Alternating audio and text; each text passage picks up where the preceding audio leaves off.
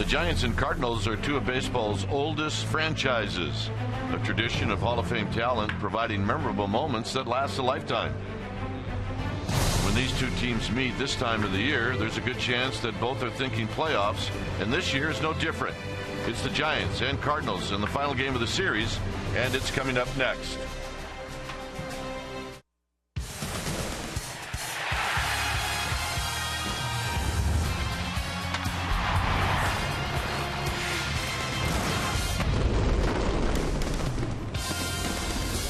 We've got another night here at Busch Stadium as we wrap up this three-game series, Giants and Cardinals. Hi again, everybody. I'm Dwayne Kuiper. Alongside me is Mike Krupko.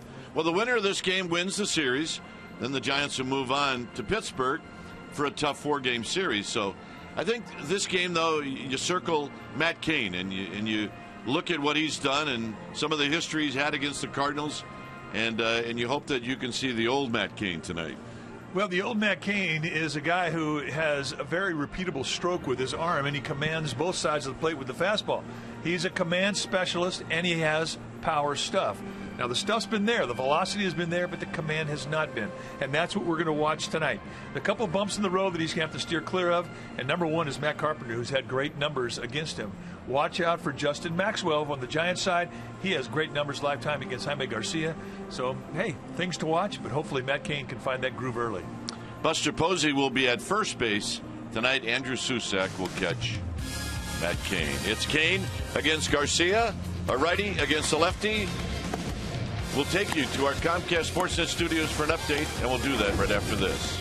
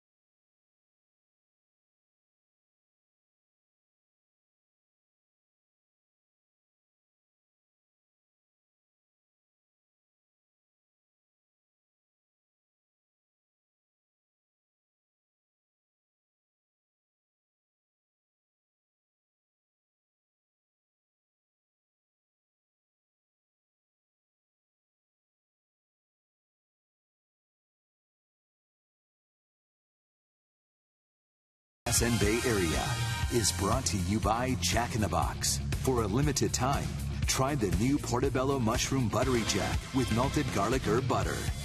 And by Toyota, the full-line automaker with the longest-lasting vehicles in America. Toyota, let's go places. Well, back here at Busch Stadium as we get ready for Giants baseball, as Matt Cain is on the hill tonight. All right, time now for our Ford Right Choice, our 2012 NLCS Game 7 memory features Matt Cain. And why is that? Because he went 5 2/3 strong innings, 5 hits allowed, no runs, 1 walk, 4 strikeouts. The Giants would win that ball game 9-0. A great memory. Oh no, yes, it did rain that night. That's our Ford Right Choice. Yeah, it rained happiness is what it did.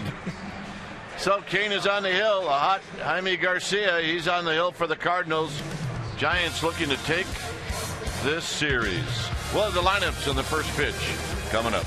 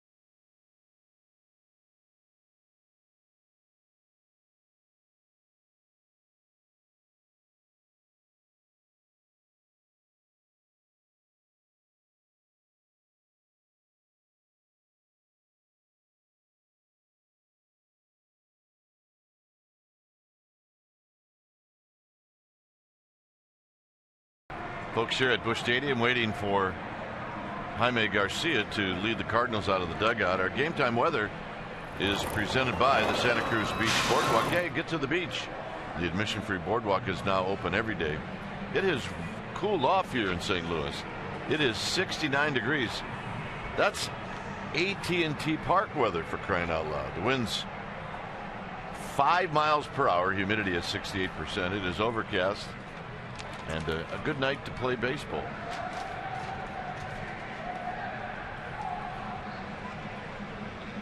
So let's take a look at the lineup that's going to be facing Jaime Garcia.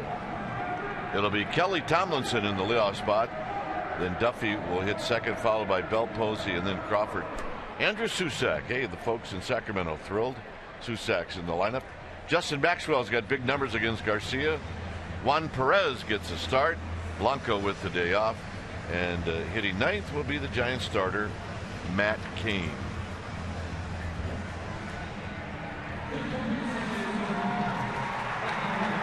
Cardinals take the field, led by that gentleman right there, Jaime Garcia.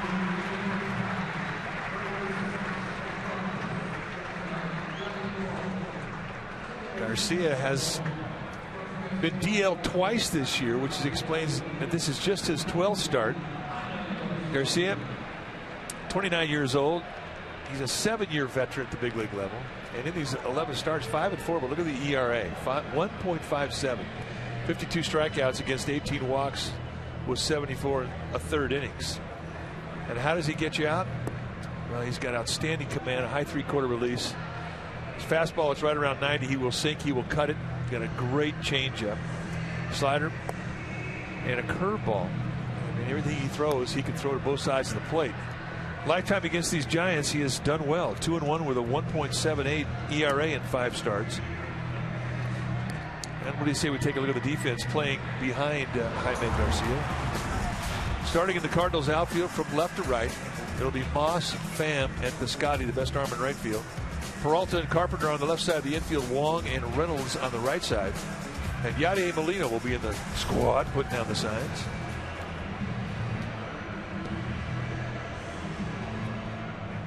Garcia will throw more sinkers that run away from a right-hander than a cutter. He likes that third base side of the rubber. Sort of accentuates the movement on that sink that has movement that runs away from the right-handed hitter. And this is what he throws. And fastball and cutter makes up about 60% of what he throws. And then he'll mix in the slider, the changeup, and the curveball. And he will throw anything at any time. Like I said, his command is exceptional. He's a guy you really can't get greedy with. You're going to see a lot of balls down around the knees, and you have to think the opposite way if you're a right-hander taking at bats against him. If you try and pull this guy, you are playing right to his hand.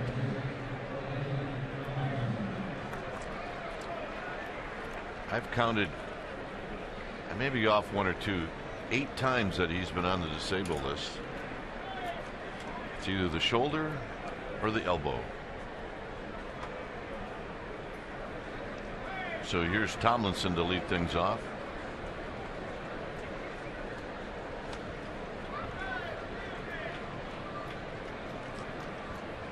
And the first pitch of the ball game is on its way, and we get started with a pitch down low. 6:16 first pitch. Everett, Rackley, Davidson, and Wendelstedt are your umpires. There's a strike. Mike Everett, the plate umpire tonight, he's a low ball umpire. And he'll give a little width to the strike zone off the plate away to righties. And that really is something that plays in the hand with Garcia.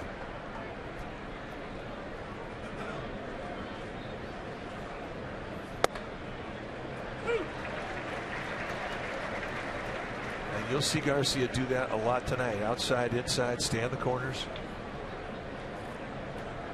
That is his strength. Tomlinson 2 for 6 in the series. Got him, and Tomlinson is yet to lift the bat off his shoulder.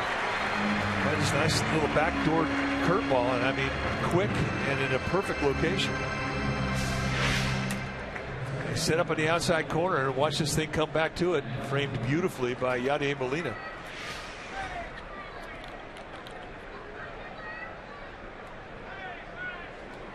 So here's Duffy. Duffy hitting .305 with 10 home runs, 59 driven in. And right now Garcia, all he's doing is throwing strikes, and they're all on the corner. And they're all at the knees.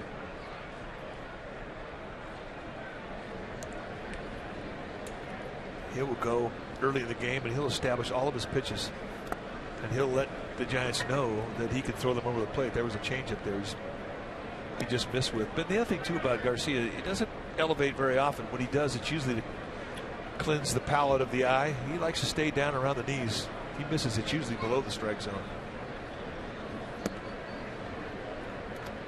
Belt to follow. Cardinals won 2-1 on Monday. Giants won 2-0 in the night game last night. 3-1 to Matt Duffy, who's facing Jaime Garcia for the first time ever.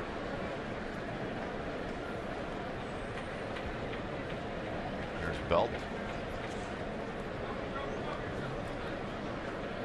And the Cardinal lefty throws, and there's a Belt high strike. A little cut fastball. You just don't get the same movement very often. 2 pitches in a row. He really mixes it up. Movement, location, speed. Got him. And there's the changeup on a 3-2.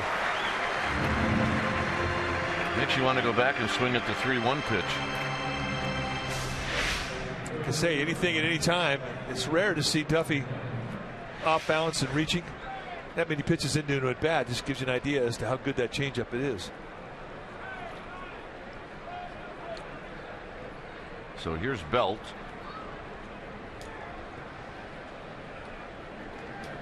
Belt at 275.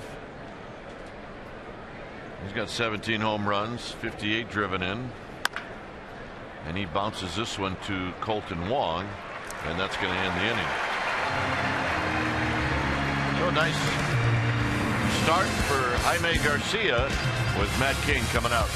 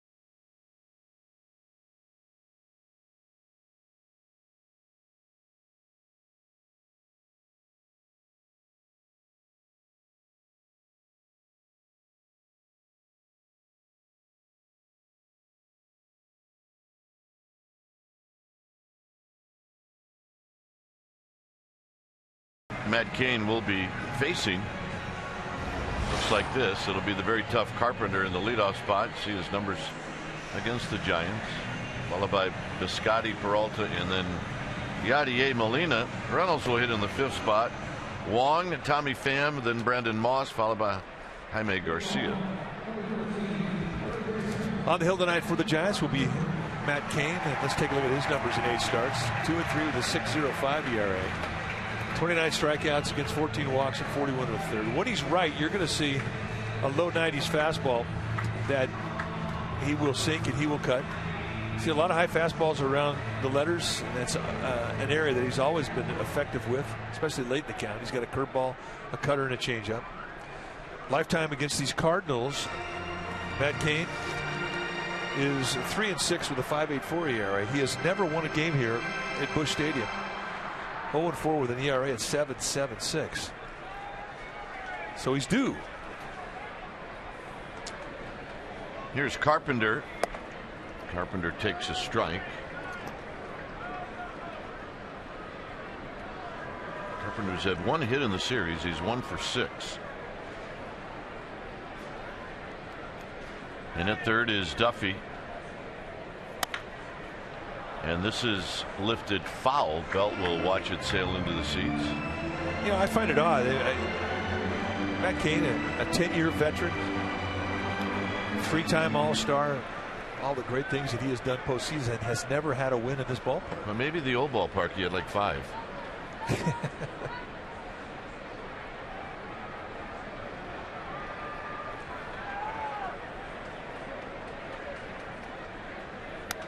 Foul back. Let's take a look at the Giants defense, starting in the outfield from left to right. Giants have played Belt, Perez, and Maxwell. Good arms in center and right. Crawford, Duffy on the left side. Tomlinson, Posey on the right side. And Andrew Susac, he'll be in the squad, putting down the signs.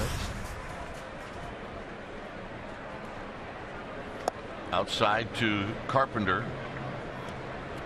Tell you what, every pitch he's had, all 4 have been exactly where he's wanted to throw them. And that's what Matt Cain needs to get. He needs to get the confidence in that release. Hit up the middle. Hit to the right guy. 1 out. And the other thing too, when you're fighting for your release point, you're always concerned as to how it transitions from the windup to the stretch, and then from the stretch back to the windup. And we'll watch that closely tonight. And so far, he has passed the test. Here's Piscotty, Stephen Piscotty from Pleasanton, from Stanford, and he takes the pitch high. 1 ball and no strikes. Lofty numbers. An early start for Piscotty, hitting .337. Hits this one into right center field. Perez back. He leaps and he caught it. Holy smokes. So Perez taking one away from Piscotty. 2 down. I think he gets it basket catch style, scaling the wall. How do you do that? My goodness. Measures it out, goes up the wall, and reaches out the very top and cradles it home. That is an amazing catch. We see that all the time. Wow, we've seen some kind of plays here this last week out center field. Ball might be carrying a little bit tonight. Yeah, a little bit different than what the Giants have seen the first 2 nights at this ballpark. That was a spectacular play.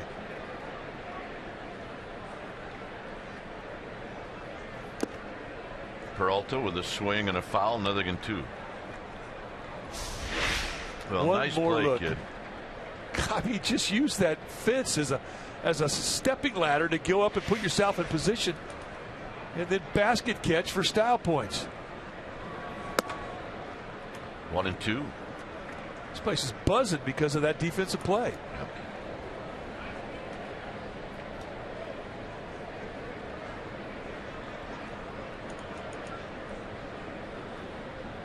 Wow. Hit out to right center field. Perez again. He can't get this one. He will hustle it back into second, and that's a double.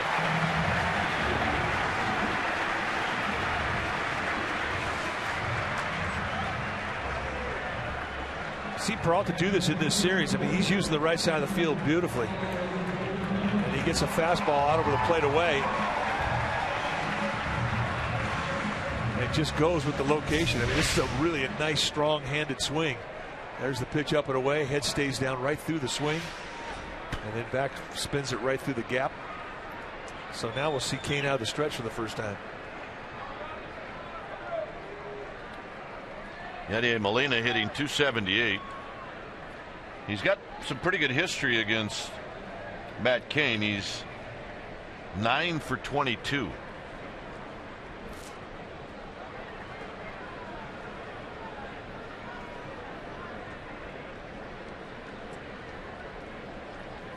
Swing, ain't gonna miss. Good hard breaking ball there.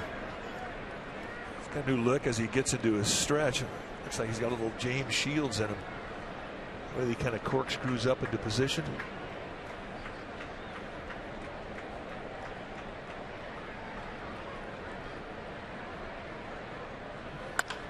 And there's a base hit to right field. Here comes Maxwell.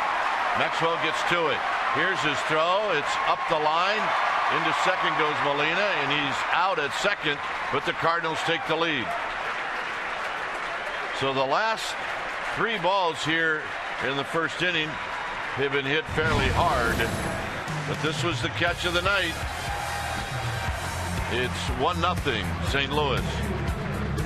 You won't see a better play than that. And Matt Cain has got some work to do. He's got to get that ball down. 1-0 Cardinals.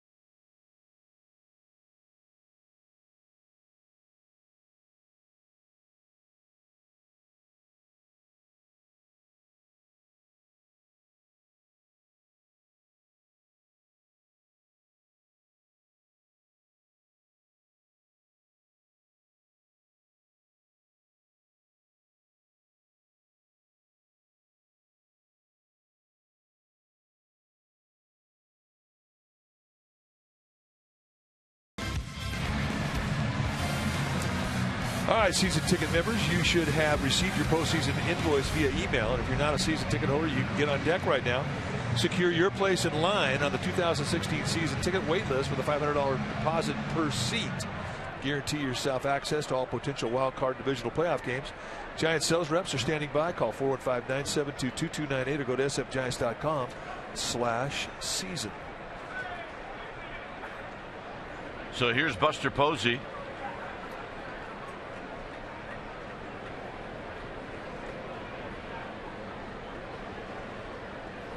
Buster takes high, 1 ball and no strikes.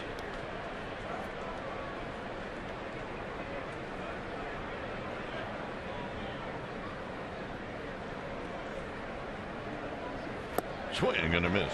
Buster hitting .323, 16 home runs, 78 driven in.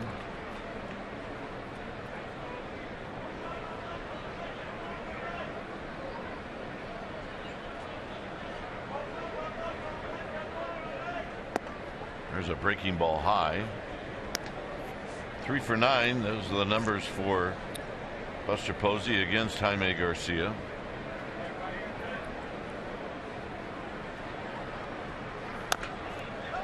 And this is fouled at the plate.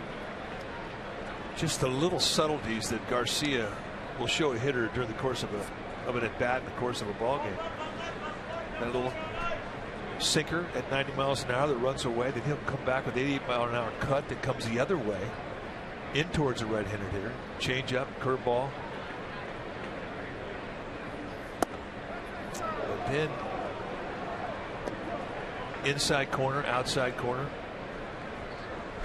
This is his last start against the Marlins, 8 1/3 on 96 pitches.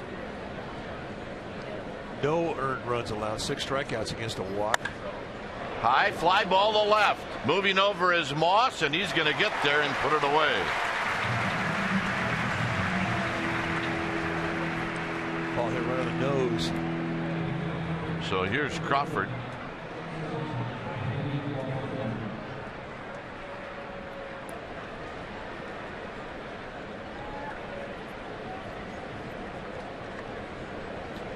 Crawford hitting at .269.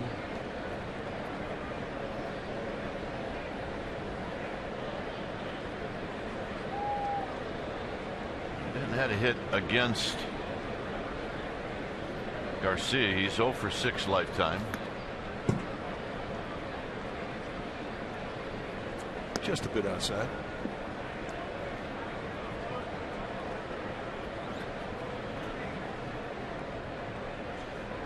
With Andrew Susac on deck.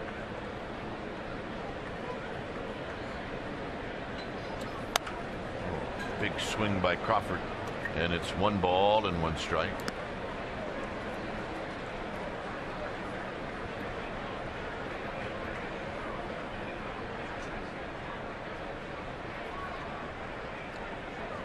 A lot of red in this ballpark.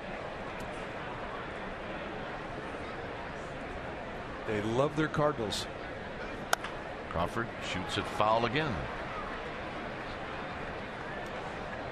But you don't have to look that hard to find orange. A lot of Giants fans, they've enjoyed the city. This really is a great experience if you're a baseball fan coming to this ballpark. Walk around. And the Cardinal Village across the street. Museum. A little pop-up backing out of play. And it is all about baseball in this city. There's the Brew House, all part of the complex across the street from Busch Stadium. The Brew House. Aren't the Brewers in their division? Well, if I'm a Brewer fan, I'm thinking that's my place. Look out. Crawford gets hit.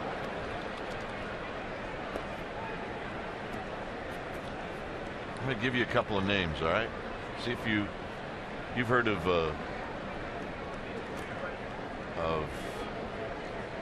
Orville Wright. Yes, I have. Yeah, right. Bill Clinton. Yes, I have.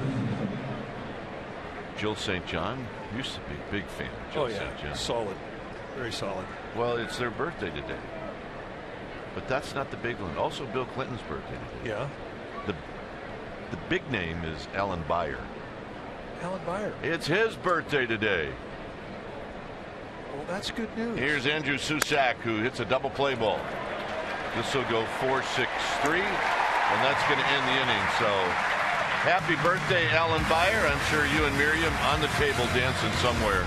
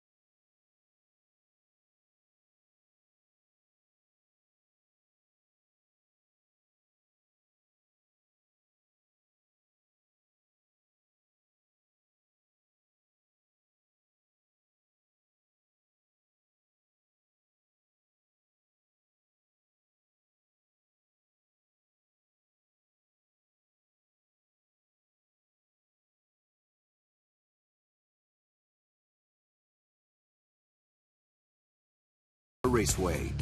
All roads lead to wine country for the Verizon IndyCar Series season finale, August 28th through 30th at Sonoma Raceway. Visit racesonoma.com for tickets.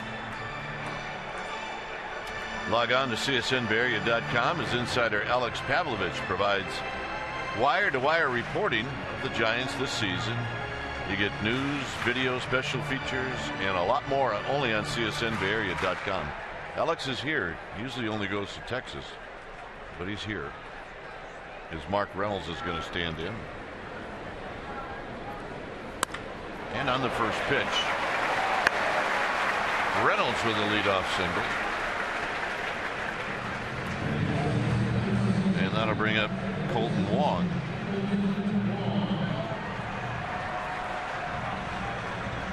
Colton Wong hitting .259.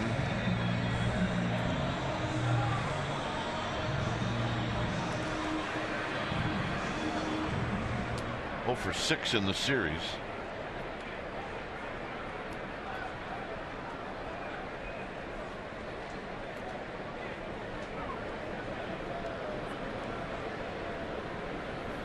Foul back.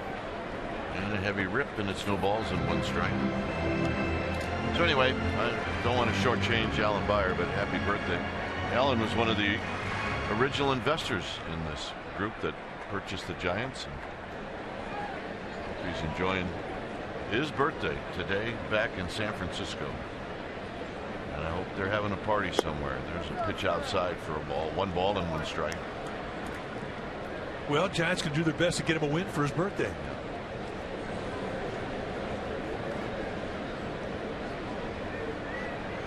Reynolds with his lead. He's got 2 steals. Posey holding him tight. With Reynolds, it's real simple. I mean, just make him stop. If he's going to steal a base, he'll walk into it. He'll roll into it. You know, you just don't think of him as a base stealer, but hey, he's a smart base runner. Forget about him. He'll take advantage of it.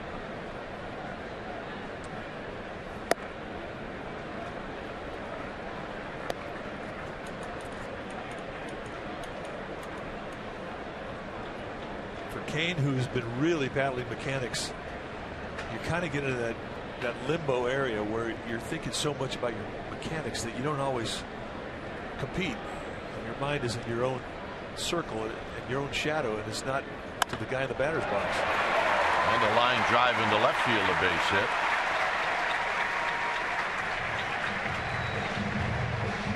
And that'll bring up Tommy Pham. Now, the first guy he faced, the guy that had the best lifetime numbers against him, Matt Carpenter, I mean, he really made nice location pitches. And now, since that time, and he's really made poor location pitches. And that's where he needs to find some improvement quickly.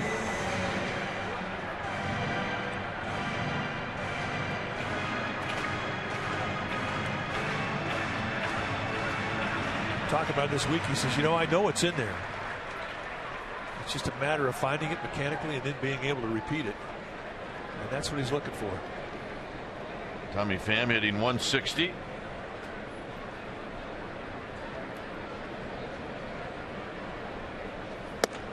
First pitch strike, and it's 0-1. Right now, Kane needs a double play ball. It's 1-0. Cardinals here in the second.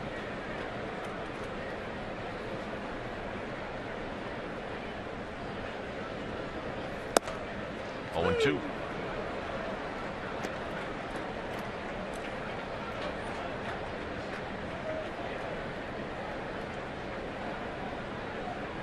On deck is Brandon Moss.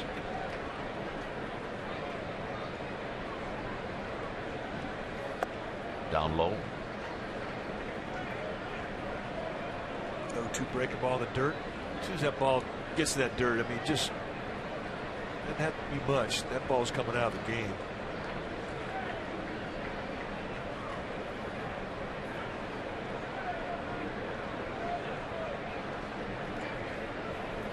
Kane gets a sign from Susac. Got him. He'll break a ball again, so that's the strikeout he needed with that runner at second base, nobody out. That's a pretty quick breaking ball. That hasn't been the problem. I mean, that's a breaking ball. I think it was better after he had the chips taken out of his elbow than before the last 3 years. I mean, it's a quick one. That's what we saw in spring training, and everybody got excited about it. Understandably.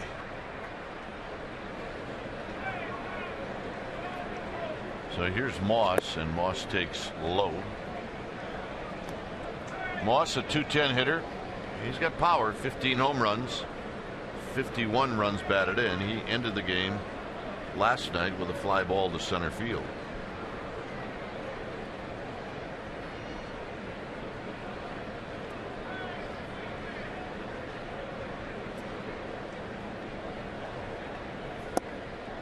And a strike. Good changeup right there. He backed it up. He opened up the at bat with a changeup, missed a little low. Here made the correction. That pitch is essential. And there were times the last couple of years that's all he went out there with was a fastball and a changeup. He didn't have that breaking ball. Popped up. This might bring rain. Infield fly rule call. That was a big league problem. That was a big league. So here's Garcia. And he's a pretty good hitting pitcher.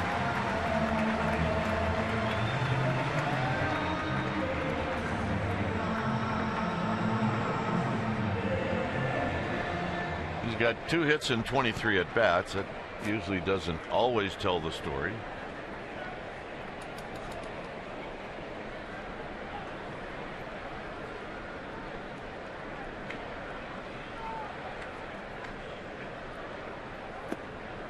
There's that hard curveball, and it's no balls and 1 strike. It's got a good snap to it. I'd be horrible out there because I'd find something that's working. I'd throw it every pitch. Well, every pitch. When you're struggling mechanically, the thought does cross your mind. And the other thing too is with these changeup and curveballs, he's getting the ball down, which is what he needed to do. Oh my goodness, my arm would have fallen off by now. Another changeup. So the soft stuff is working for him. Is it possible to throw more off-speed pitches than fastballs in a game? Oh, absolutely. You can use your fastball just to set a speed, establish a speed, and you have a hitter that pitch off that. Absolutely can do that. And he's quite capable of doing it. And that'll end the inning. Every pitch. That's it. It'll be Maxwell to lead things off.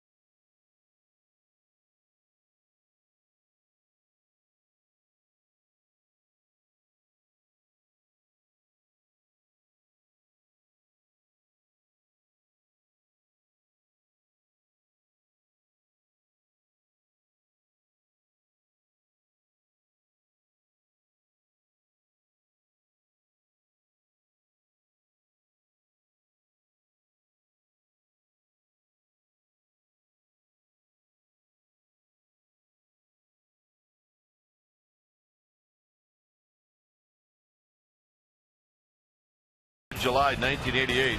This seemed like it was yesterday. Will Clark gets into a beef with Jose Oquendo and Ozzie Smith, and it was a good one. And Candy Maldonado actually saved the day on that one. And here's Aldretti getting thrown at, and then tempers flared, and it was the Cardinals and the Giants, man. It wasn't just that one. There are other occasions that we would see things.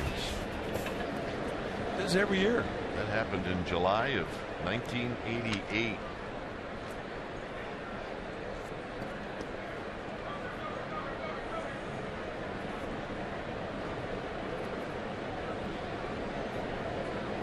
It'll be Maxwell, Perez, and Kane.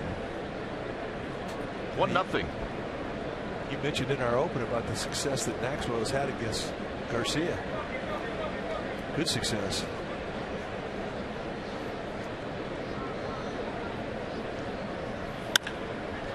High fly ball to right to Piscotty.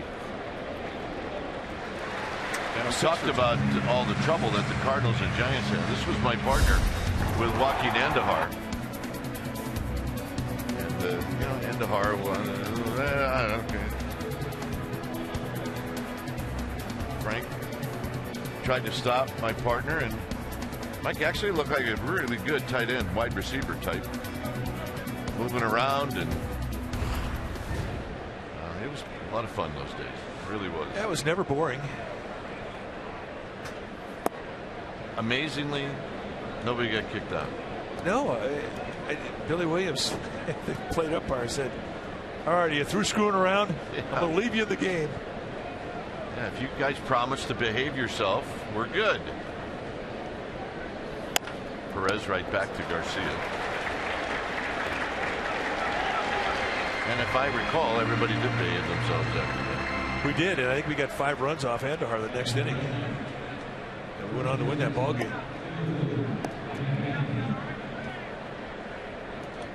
Billy Williams said, "I gave you 2 pitches to get him, and you missed him twice."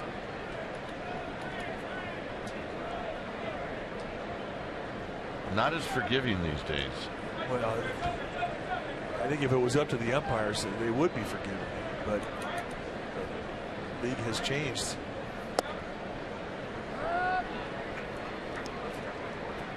Kane is 0 for 14. And as far as Kane swinging the bat, it's in there. He's been known to be a good hitter.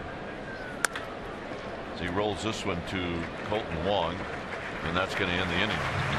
That's a 5-pitch inning. Kane coming back out. 1-0 Cardinals.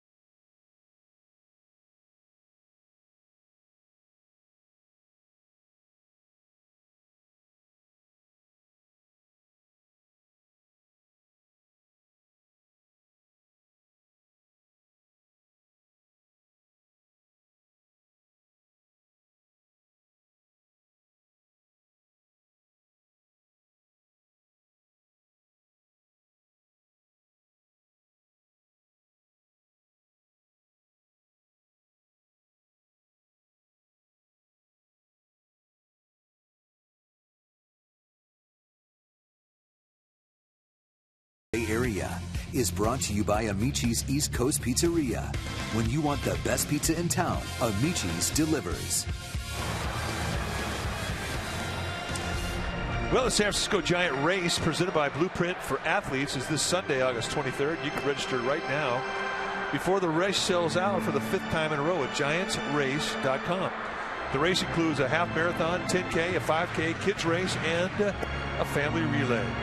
All participants will receive a Hunter Pence runner bobblehead, a t-shirt, and a medal modeled after the 2014 World Series championship ring. If you want to register, go to giantrace.com right now.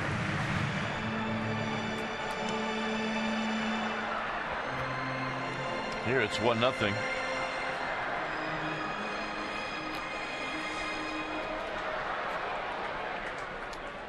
So after the 2 singles to open up the second, Matt Cain settled down. Here's the top of the order. Now he found a nice groove in the stretch. I mean, that's important. Every pitch I'm throwing it, I'm telling you. Curveballs and changeups, why not? If you got a good feel, run with it.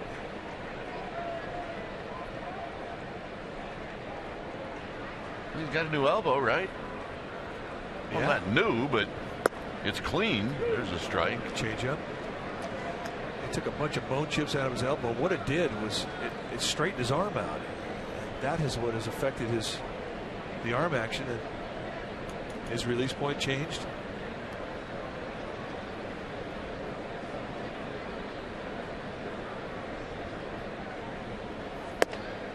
And a show me fastball at this point is 1-2. Well, I mean, one thing he does, I mean, he knows how to pitch, but if you take away his command, I mean, that's a huge handicap. That's what he's all about.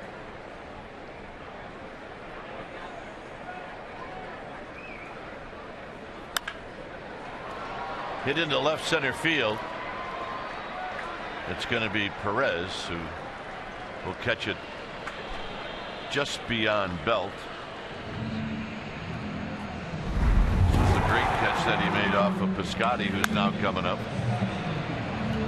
I mean, this is really one of the really spectacular center field plays that we've seen all year, where he goes up there and uses the fence to propel him to the top of the wall, and when he winds up catching it, he catches it basket style. He's going to have fun watching that thing over and over again. Hit well to left. And Gone. There will be no catching that one. It's 2-0.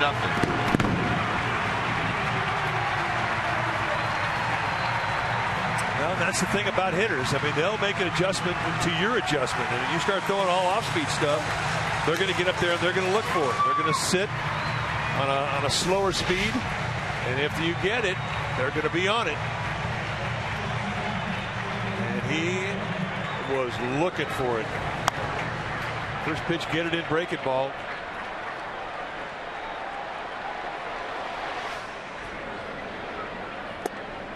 So here's Peralta, who takes inside for a ball.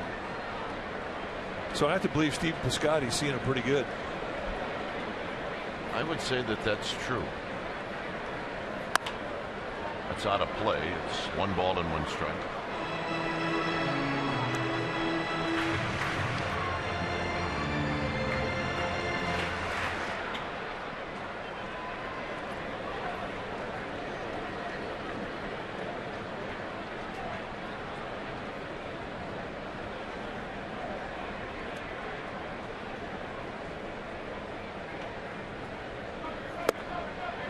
One and 2. Change up. Good one.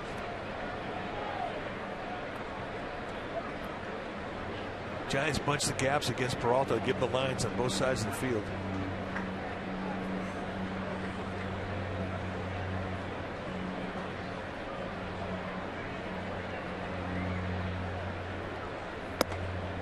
And a high fastball. 2 balls, 2 strikes. He has had no problem hitting that fastball across the letters.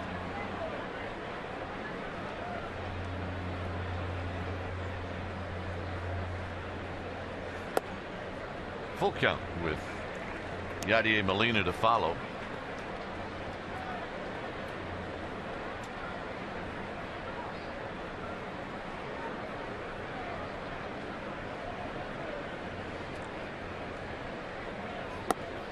Got him.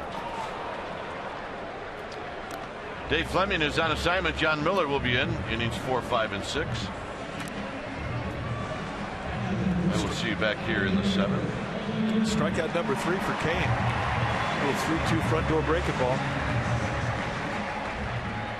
So his specialty pitches have really been the ones that have gotten him through jams tonight.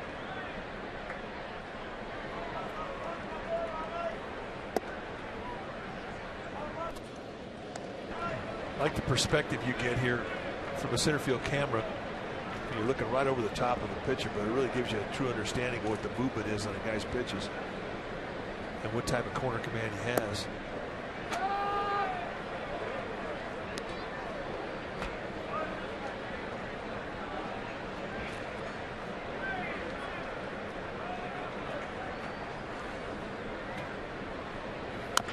Chop foul by Molina, and it's 1 and 2.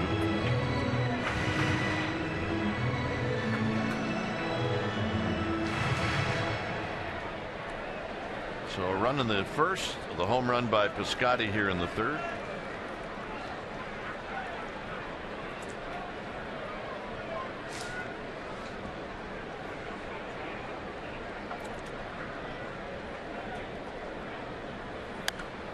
Molina stays alive. Good accuracy with the elevator fastball. The point you made at the early in the game about how this ballpark is playing and the carry that we're seeing, is it true? I mean, this is a much livelier ballpark than we saw in the first 2 games of this series.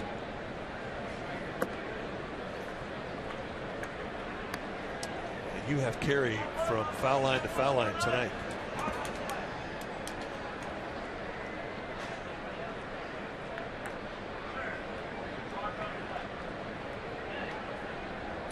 Molina hit his 3rd home run of the year on Monday.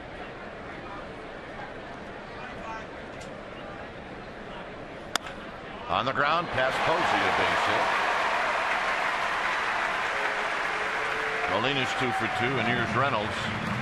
2 for 2, and both hits have gone to right field.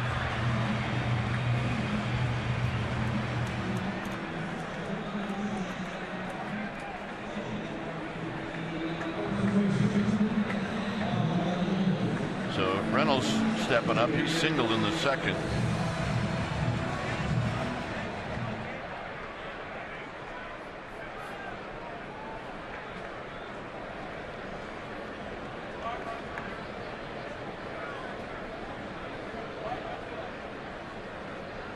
Lots of power. And the ball gets away from Susac. Molina started to go, stopped, and just about that time Susac dropped the ball when he picked it up. Kane's got to be really careful with Reynolds. He's got ownage on him. It's a little one hopper that Susac kind of backhands, keeps it to the left of him. And there's the thought. And he goes, nah. And I think a lot of it had to do with the power of Reynolds. I mean,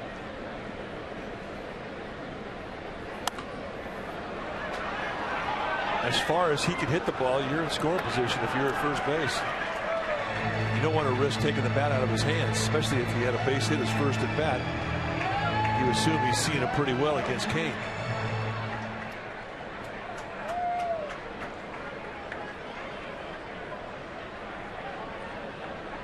One ball and one strike.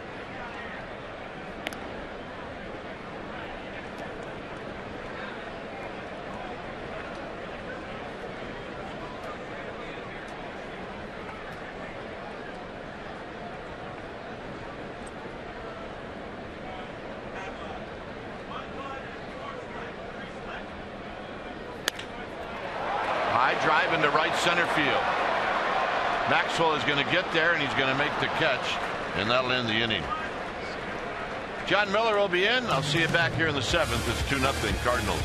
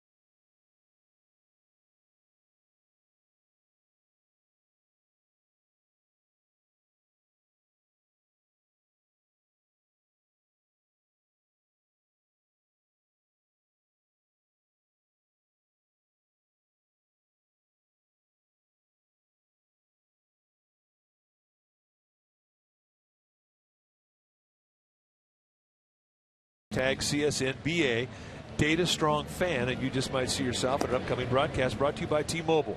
Here's Julia Doherty with a picture of Nate the Great. He may be little, but he's a big fan, and yes, he is. Wears that hat well. He's got a good fold in it, and that's our T-Mobile fan photo. It is 2-0 Cardinals. We're in the top of the 4th inning, and here to tell you all about it, John Miller. Welcome. All right, thanks. And so far, the Giants hitless against Jaime Garcia, and he has had a history of being strong against the Giants, and this year he's had a history of being strong against everybody. The only way he has actually lost a game this year is when the Cardinals got shut out. He's had 4 losses, and they got shut out in all 4 of them. That will not be the case tonight. He's got a 2-0 lead as Kelby Tomlinson leads off. It's slowly.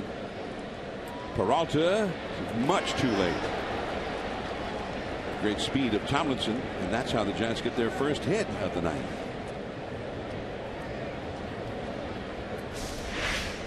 Now watch the backswing, and there's not a whole lot. He gets out of the box beautifully, and as John pointed out, he can cook. Once he gets on that base map, sniffing a base hit, he's got great speed.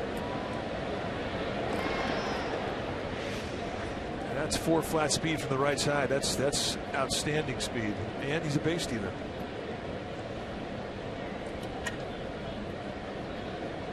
So Tomlinson at first, the Giants' first hit. And here is Matt Duffy. Duffy struck out his first time. Tomlinson back to the bag. Tomlinson had 49 steals last year, Double-A ball. Still looking for his first major league steal. And if he gets it against the Cardinals, that will really be impressive, because the Cardinals are year in and year out with Yadier Molina behind the plate about the toughest team to steal against in baseball. Ball 1 to Duffy.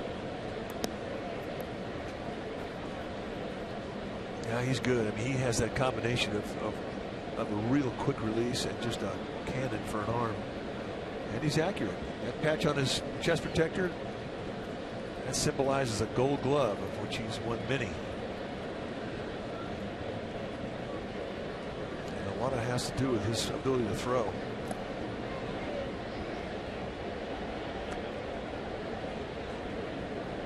Seven gold gloves won by Molina. That has tied him with Bob Boone. And he may catch Johnny Bench. I don't know if he'll be able to catch Rodriguez, but hey, you never know.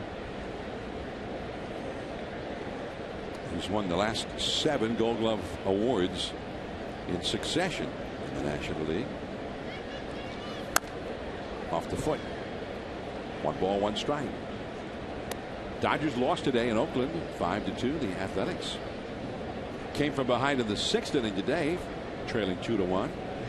Jesse Chavez pitched a 2-hitter for 8 innings, getting the win. And last night the A's were down by 3 runs in, what was it, the 8th inning? Came back to tie and won it in the 10th inning, in a game that had been started by Clayton Kershaw for LA. Giants a game and a half out of first at the moment. And the count is 2-1 to Duffy. So nice going, Oakland A's. Dodgers go home now. They'll have an off day tomorrow before they start a weekend series. I heard a report that because they have a lot of days off upcoming, they had one Monday, they have one tomorrow, and another one next week. There goes Tomlinson. And Molina throws out Duffy. So Tomlinson is into second base. He had a pretty good jump right there. I'd like to have seen if that ball would have gotten through, if the Cardinals could have cut him down, because that's about as good a jump as he can get.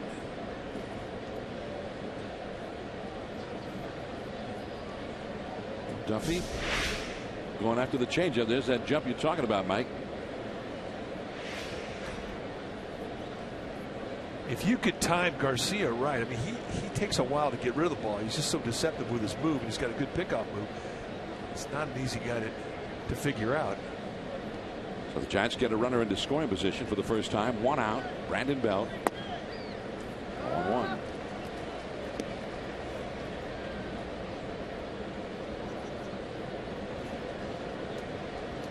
Left-handed hitters so far this year have had more success against Garcia than have the right-handed hitters.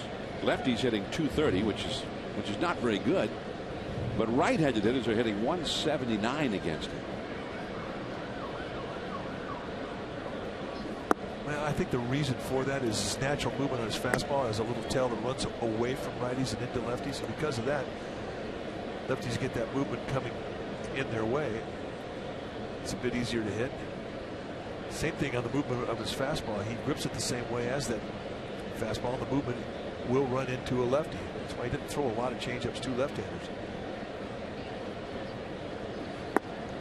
And I think those are his 2 best pitches. He's behind Brandon Belt, 2 balls and a strike. Buster Posey is on deck. And you see how the Cardinals are playing it. The second baseman, Colton Wong, is 20 feet or so out into the shallow right field. Belt hit a ground ball to Wong his first time. Well, you saw that fastball with movement coming right in toward Belt's chin. 3-1.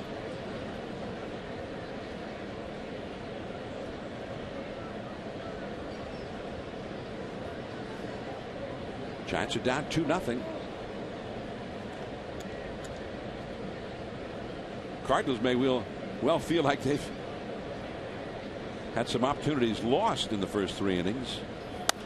Belt out of play off the third base side. 3-2 the count. Cardinals have had 6 hits in the first 3 innings. They hit several balls real hard, but only the 2 runs.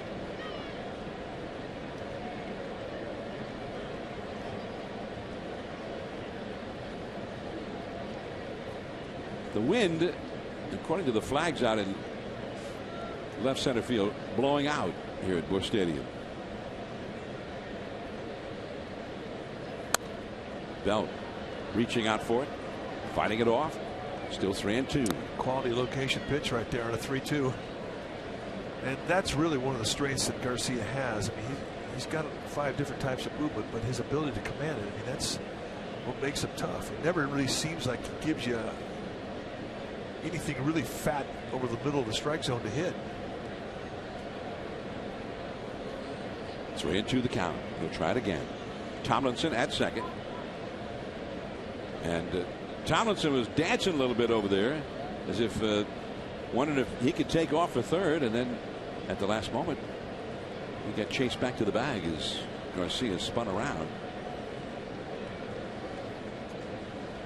Johnny Peralta, the shortstop, over right behind Tomlinson.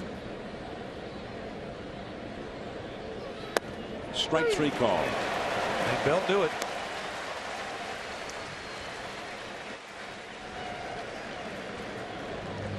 Anything at any time. 3-2 breaking ball, and he locks up on it. Buster Posey. Buster hit one that looked great as it left the bat in the second inning, but it had topspin and it faded, caught on the warning track in left field by Brandon Moss. It's kind of a frustrating series for Posey. He's hit the ball hard a lot, and he hasn't really had anything to show for it. He's hit a couple of balls to deep center field. One as a pinch hitter on Monday night, and one again last night that off the bat looked like they were going out in center field. If he hits those same balls tonight, I think they're out. That's how different the ballpark is playing.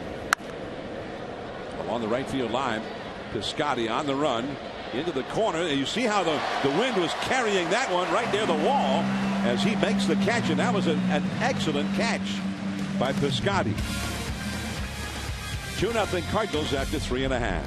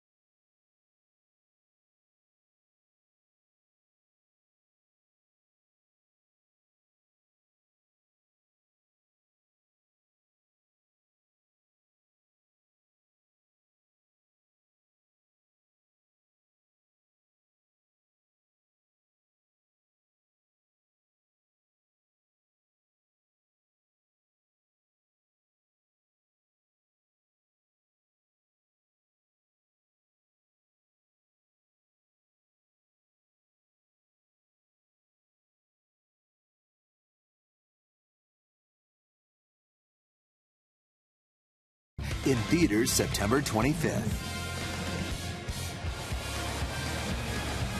Follow the Giants all season this year with MLB.com At Bat, the #1 app for live baseball. At Bat is up to the moment with in-game highlights, live look-ins, replay reviews, radio broadcasts, StatCast, and much more. Get MLB.com At Bat for your smartphone or tablet. It's the perfect thing to have if you're a baseball fan. 2-0 Cardinals as we start the last half of the 4th inning. Matt Cain back on the mound. Colton Wong, who singled his first time, leads off against him. Curveball, 1 ball and no strikes. 2 runs, 6 hits for the Cardinals in the first 3 innings against Matt Cain. They got a run in the first and another in the 3rd. There's a called strike. 1 ball and 1 strike. Tommy Pham is on deck, and then Brandon Moss is due up 3rd in the inning. 6, 7, 8 spots in the Cardinals batting order. Giants play Wong to pull on the infield. Oh, nice curveball, snapped in there. Strike 2 call. I think the stuff tonight from Cain is a big improvement over what we've seen the last 4 starts. The 1-2 pitch, high fastball. I mean, you look at the 6 hits he's given up in 3 innings, you think, what are you talking about? But if you go back and look at what has worked for him, the changeup, the curveball, they've been outstanding pitches. He spotted the fastball much better than he has. Backhanded by Duffy. Nice pickup. 1 away. Gets the fast runner. And we've seen some outstanding opposite field hitting tonight from these Cardinals. Well, most of their hits have been to the opposite field. Peralta had a right center field double in the first. Molina with his RBI single in the first. That was to right field. The single by Molina in the 3rd inning was to right field. Here's Tommy Pham. He goes to right field. Spinning around and waiting right at the edge of the track, Maxwell. He went one way, then turned back the other. 2 down. Pham is 0 for 2. But I mean, that's the thing when you're rebuilding your mechanics. When you're looking for little victories, you're looking for the ability to rely on your command. As you watch the 1 pitch out, that's a gift. Brandon Moss, the Giants have the overshift. 3 infielders to the right of second. Fastball for a strike.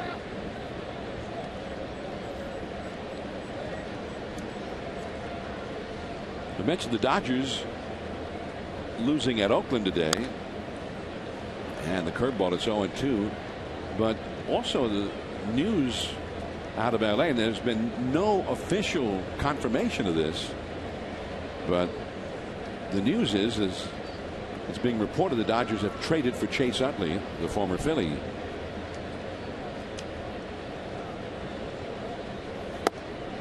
One and 2. And oftentimes those deals are agreed upon, but they have to be able to look at the medical reports and so on and so forth. The doctors have to be called in to have a look. Yeah, that's why I was a little surprised to see it get released, because there still is the due diligence that you have to do to finalize it. Wow, that one just misses. 2-2 the count. And what they do is, I mean, they just take the medical history that they have and they send it over. Take a look at what you have. Dodgers will look at Chase Utley. The Phillies will look at the prospects involved. And Matt Cain gets the strikeout with a changeup. His first 3 up and 3 down inning. We head to the 5th inning now. Crawford, Susac, Maxwell coming up.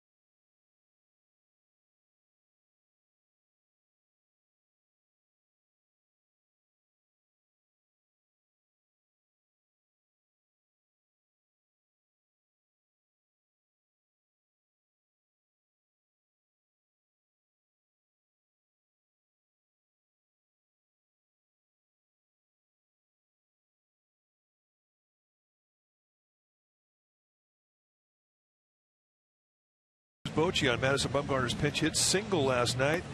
He said, now we got to hear from him for a few days. He was saying how easy that was. And that's our Geico quote. Thanks for noticing me. Well, watch. Take a look. Look how easy he made it look. Oh, well, he got a 3-1 count, got a fastball at the belt off of Lance Lynn, and that was a 2-out, nobody on knock. Lynn would walk the next 2 hitters. They would bring in a pitcher, Randy Choate. He would hit Brandon Belt, and they would score their second run. So Madison Bumgarner, he was a rally starter. Touch was nice. So he got to first base, and then he went all the way around the bases after that on 2 walks and a hit batsman. First Giants pitcher with a hit in a pinch hitting appearance since Kirk Reeder 11 years ago. Almost 11 years to the day ago. Madison Bumgarner. And he'll be a pinch hitter off the bench tonight if the situation arises, as it did last night. Brandon Crawford hit by a pitch his first time, facing Jaime Garcia. Garcia and the Cardinals lead 2-0. Now this is the 5th inning. If they're still leading by the time the Giants inning is over, this will be an official game. And I only mention that, Mike, because the forecast says there could be some rain here in this part of town a little bit later. Colton Wong juggles it. So Crawford is safe at first. Be interested to see how they rule this. Hitter in air. And they have ruled the base hit. I think that's the right call. Would have been a nice play had he been able to make it. But the exchange was going to have to be pure, and he could not do it. Like I hit that lip of the grass and maybe flattened out a bit on him too. Yeah, I mean, this time of year you get these little cells that come through. They say there's going to be one coming in a half hour that's going to rain for a half hour. I don't doubt they're going to play this game in its entirety. Andrew Susac. Sometimes this part of the country, though, Susac takes a strike. Well, you've got some big system moving in that could stay for a long time. There becomes a sense of urgency when you're the team trailing right around the time it becomes an official game. And don't think that wasn't talked about in the Giants dugout. I mean, play professional baseball, you're going to have to deal with rain this part of the country. It's part of it, and it even gets worse as the Giants go into Pittsburgh tomorrow for a 4-game series. You're going to get rain in Pittsburgh this time of year, period. And there are nights where you know if there's a big storm coming, the game could be a 5-inning game. Play hard, try and score early. Up the middle, base hit. Crawford froze after his secondary lead from first base on that line drive just to make sure that nobody caught it. Which was his job to do, but I think even if he'd have gotten a good jump, I don't think it would have made a difference. Ball just hit too sharply. Tommy Pham, the center fielder for the Cardinals, he wasn't playing very shallow. He plays a pretty shallow defense against everybody. So 2 men on with nobody out, and here is Justin Maxwell. And he's had success in the past against Garcia. Look at those numbers, 6 for 12, including a homer and 3 doubles. He had a fly ball to right his first time tonight. Slow chop. And this time Wong able to handle it. Another tricky hop, but the runners advance. Crawford to third, Susac to second. Well, it's a big time distraction. I mean, Susac's going right in front of him, trying to make it as difficult as he can. Now Susac can't get hit by the ball, but he's got Colton Wong kind of shaking his head. That was anything but easy for Wong. Nice play. So here's Juan Perez. Great opportunity for the Giants to get on the board here. A base hit could tie the game. And with the pitcher Kane coming up, Perez, who's got a lot of different ways, even without getting a hit, to get 1 run in. So he really needs to get that runner home from third, one way or the other. And because of all the movement that he can put on a ball, I think you have to be aggressive early in the count if you're Juan Perez. He hit one right back to Garcia his first time. Off the outside. The runner at third is Crawford. The runner at second, Susac. 1 out. The middle infield is backed up. Ground ball to one of those infielders could mean a run. Fly ball decently hit to the outfield could mean a run. Change up in the dirt. 2-0. Easy takes, not close.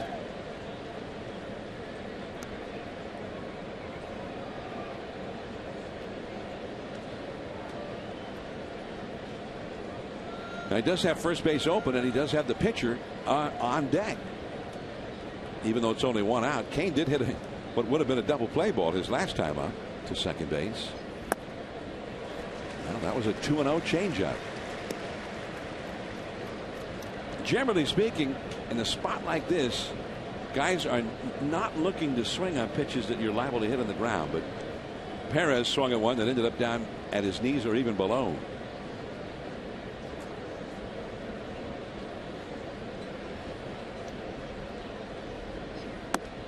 Three and one. Now he's pitching like he's got an open base and he's going to use it.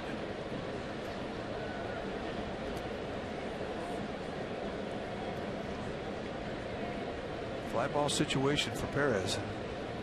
Good arm in right field, average arms in left and center.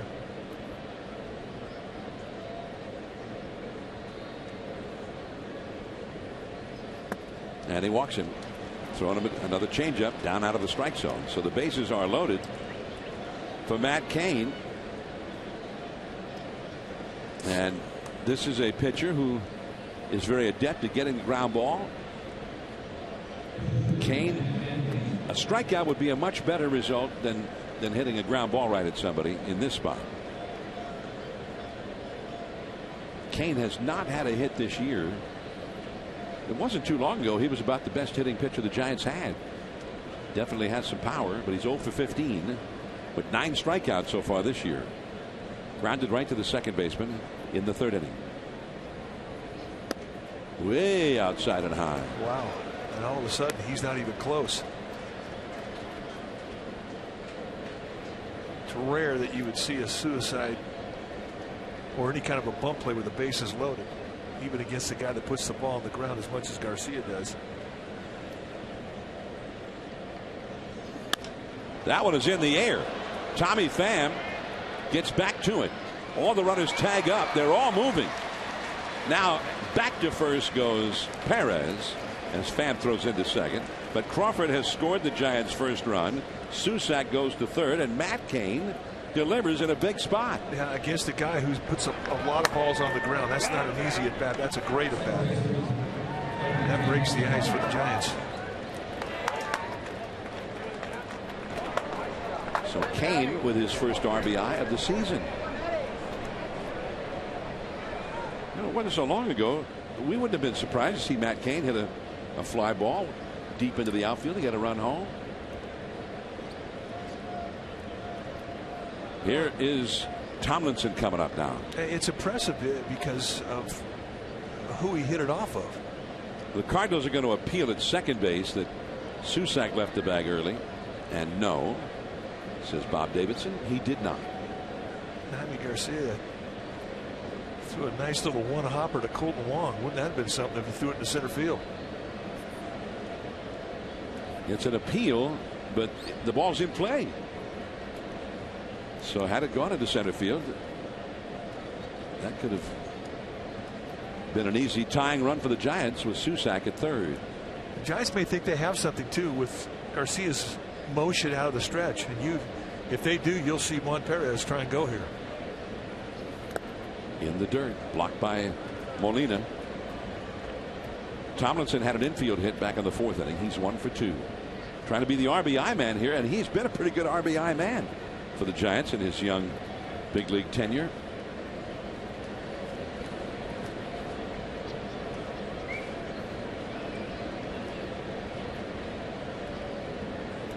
Tomlinson's had 3 hits and 7 at bats with runners in scoring position so far. Right back to Garcia. Not this time. So Matt Cain knocks in a run. The Giants are now down 2-1 as we go to the last of the 5th.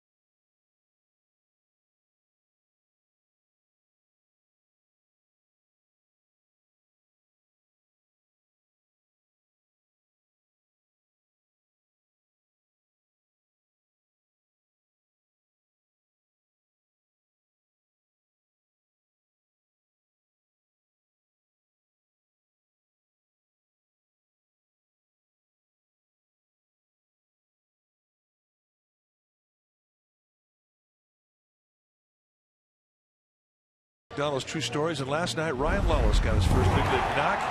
He did it in the 8th inning off Tyler Lyons, and at bat that he will never forget. Not a bad moment for a guy who was a 37th round pick in 2009 by the Giants. 7 seasons he was in the minor league system with the Giants. And Bobby Evans, the Giants general manager today, said that one of the minor leaguers came up to him and said it did wonders for all of us when Ryan got called to the big leagues because it gave us all hope. And last night was his moment. Matt Cain curves Jaime Garcia for a called strike. Garcia leading off here in the last of the 5th inning.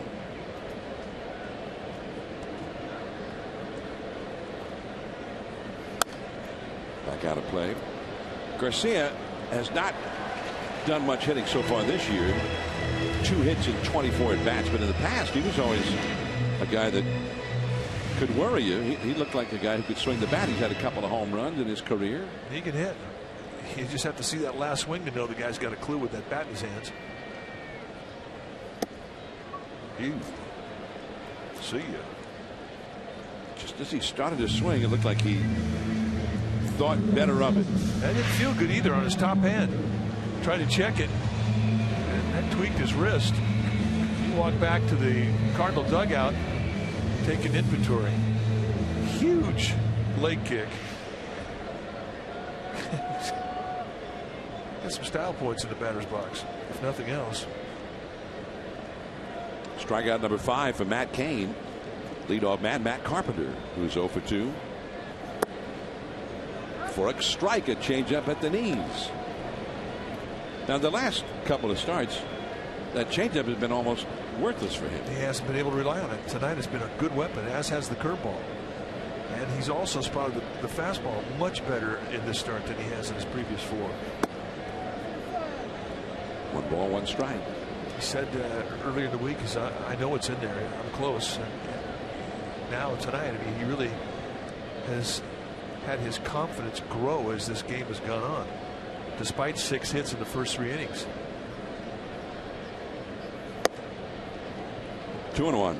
Matt Carpenter, who had always been a guy that has hit Cain well in the past. Tonight he's grounded out to short.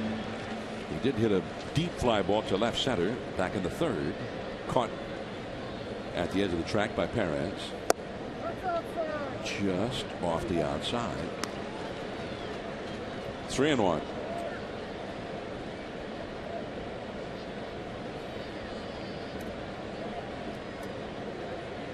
Carpenter is the Cardinals' leading home run hitter. Right in there, 3-2.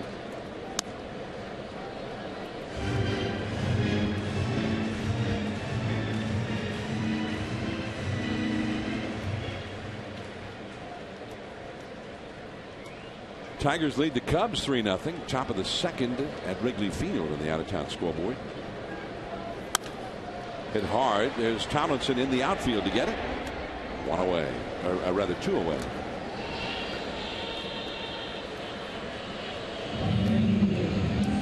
Carpenter, who's been an excellent 2-strike hitter, more than half of his hits this year have come in counts where he's had 2 strikes, but not this time. And Cain, he may never have had an 0 for 3 against Cain in his career until tonight.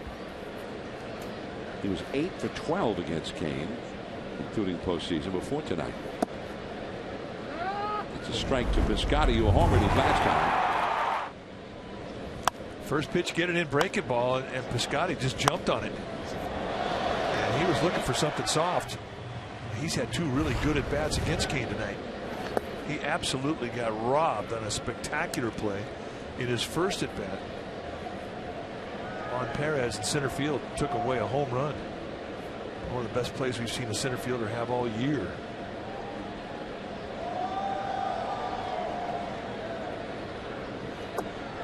Perez looked like a pole vaulter as high up as he went. He caught it above the wall with a basket catch, which I don't think I've ever seen that before. It was spectacular. He used a spike, Bo Jackson style, to scale the wall and put himself in that position. But it was just an incredible play. 1 foot up on the wall, Scale, go up, basket catch, take away a home run. Oh yeah, that's one of the best all year. That's a foul off the right field line by Piscotty. You think about what we've seen the last couple of weeks.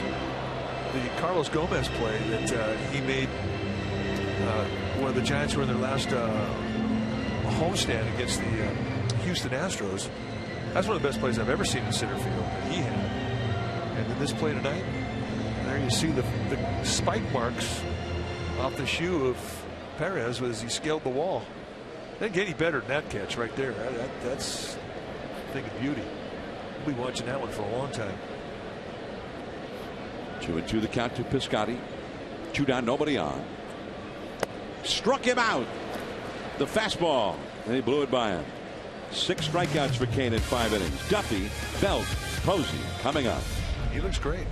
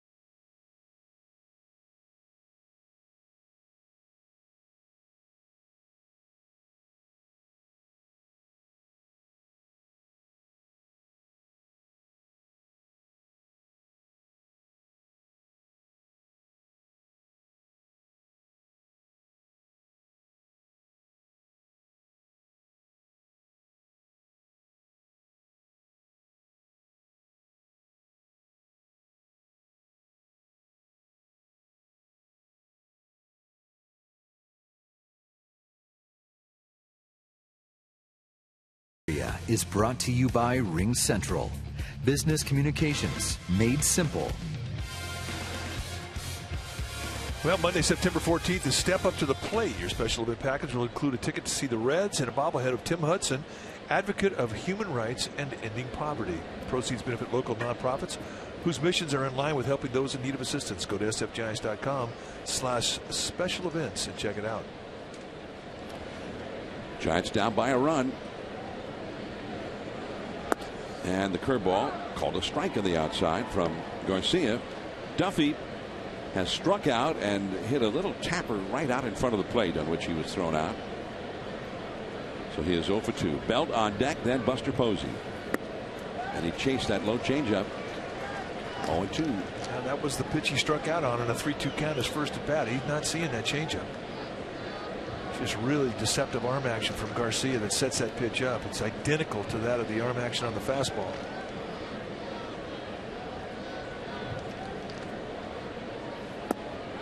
One and 2. Now that rain that may be headed over here, maybe here shortly. The wind has really picked up now, blowing straight out toward the Mississippi River, toward right field at the moment. Base hit to center field. Matt Duffy, who didn't look that good his first 2 at bats, or in first couple of pitches of this at bat, now he gets a base hit. Well, he didn't beat a hanger either. He went down and beat a pretty good pitch. And after a long inning in the 5th for Garcia, this AB right here puts him right back in the stretch to start off the inning. Nice at bat. Discipline right back up the middle. Nice 2-strike approach.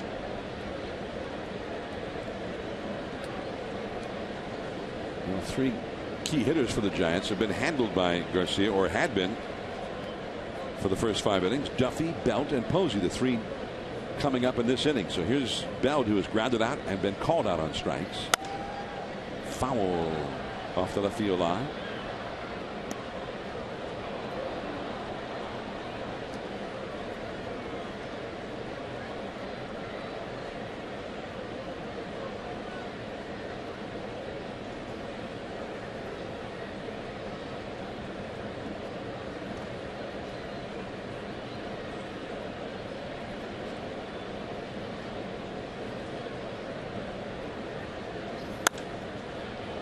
Left field, but playable for Moss.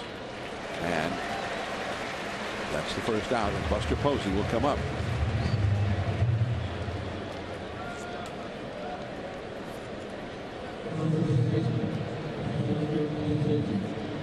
Posey has lined one to deep left and has flied out to deep right into the right field corner.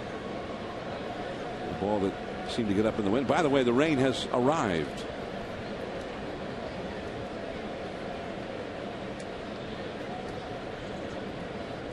You can see it over above the third base grandstands. And there's ball one to Buster. So Buster swung the bat well so far against Jaime Garcia. There you can see it reflected in the lights.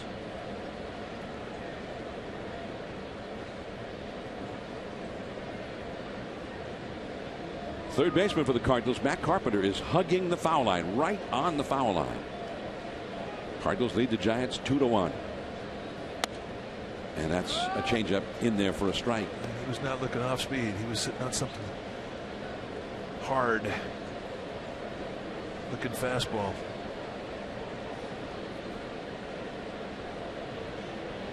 We're in the sixth inning. The Giants trailing 2-1. Duffy, the possible tying run at first. Buster drills one into left field. But he got a slow curveball, and he drilled it. One of the few times we've seen Garcia elevate with the breaking ball. That hung right up there around the belt. You can expect those to get hit hard. Watch the location. That's a big, high gift. And when you have rain start to come into a game, it can mess with your concentration if you're pitching. And you can say the same thing for a hitter.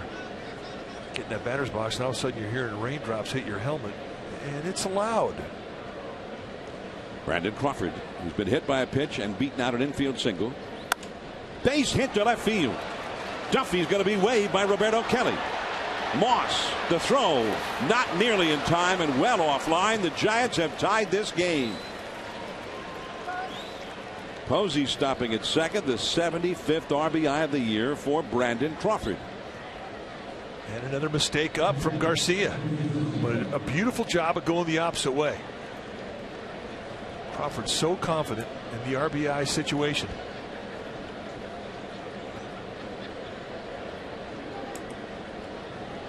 And there's the leaders in the National League. Crawford in the top 5 with that 75th RBI. McCutchen, Posey, Arenado, Goldschmidt. So here is Andrew Susac, and now a base hit could put the Giants ahead. Susac got a base hit to center his last time. Rain getting heavier now. And there's ball one to Susac. A lot of people out of the stands starting to head for cover.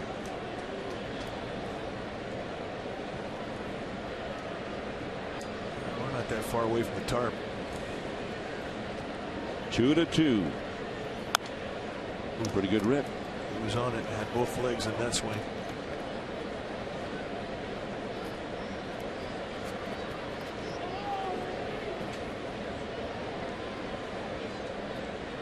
Cardinals bullpen is busy.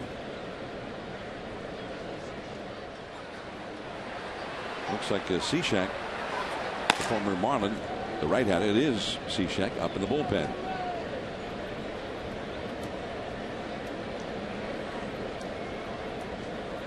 And Garcia and Yadier Molina will talk it over face to face.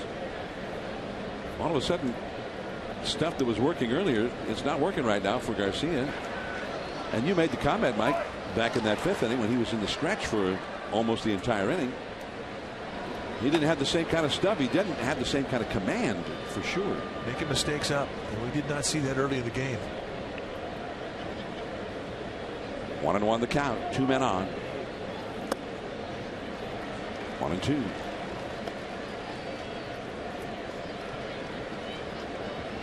Justin Maxwell is on deck. Posey, the possible go-ahead run at second. The Giants have 6 hits now. 5 of them in the last 2 innings. And the slider a little bit low. 2-2 the count, and the pitch count mounting for Garcia, who's worked hard these last 2 innings. Yeah, that's a good 1-2 pitch right there. A nice take from Susak's perspective. Not an easy take either, as quick as that little curveball is down around the knees. And that's in there. Strike 3 call. Susak seemed to be talking to Mike Everett, the plate umpire, about it. So 2 down. And they go right back on the inside corner after throwing a curveball in the dirt that side of the plate. They go right up high, just under the belt. And he paints a fastball in for the payoff pitch. It's one Susak will think about. Justin Maxwell with 2 down. Maxwell, who's had success in the past against Garcia. 0-1.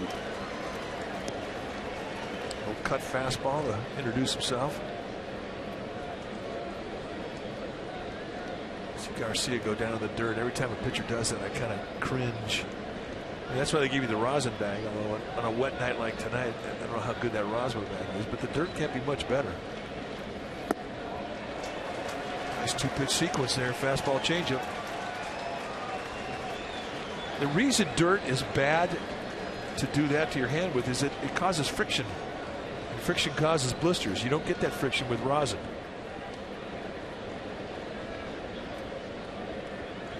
Two-strike count. 2 on, 2 out. And another changeup. And he made short work of Maxwell. But the Giants have tied this game 2-2. Peralta, Molina, Reynolds coming up.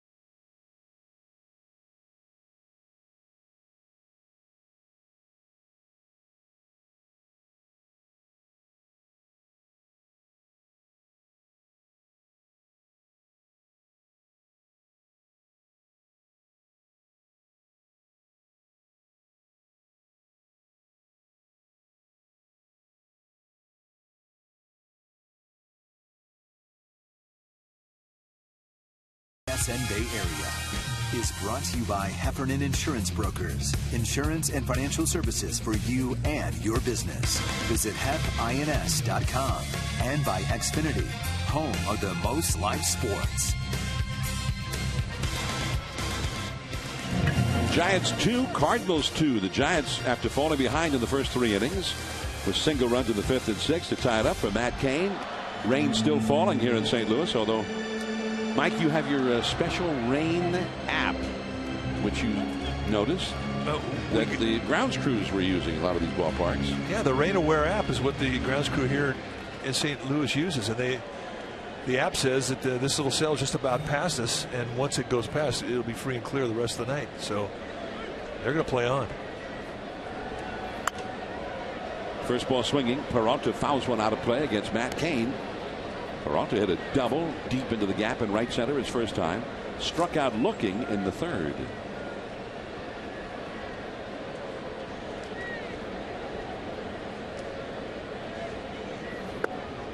And the changeup is low. 1 ball, 1 strike.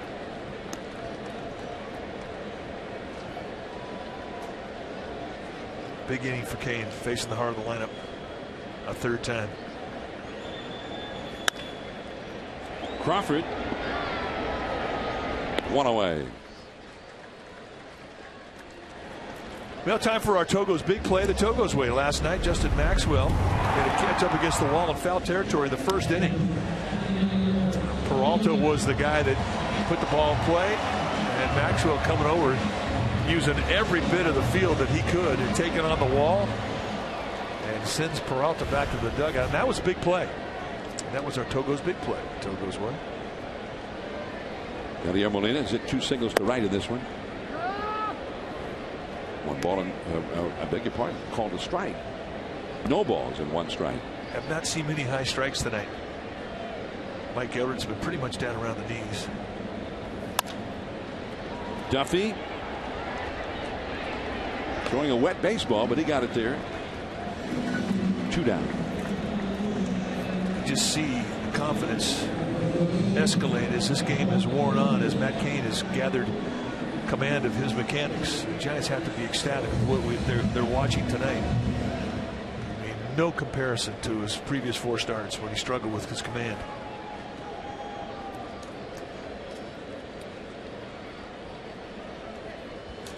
Gave up 2 runs and 6 hits the first 3 innings. And he is on a roll right now. Since Molina's 2-out single in the third, nobody has reached for the Cardinals. 9 in a row, retired by Cain.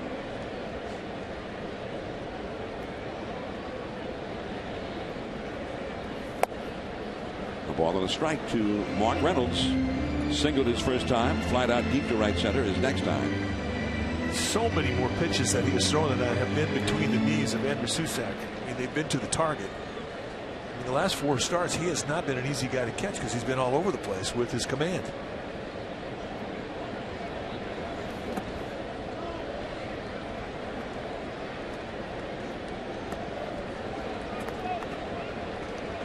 You see the pitch count, 82. I mean, at the end of 6 innings, if you have 90 or less, I mean, you're right on par.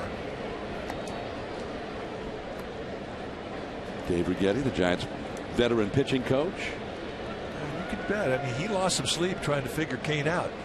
Cain's lost some sleep trying to figure Cain out.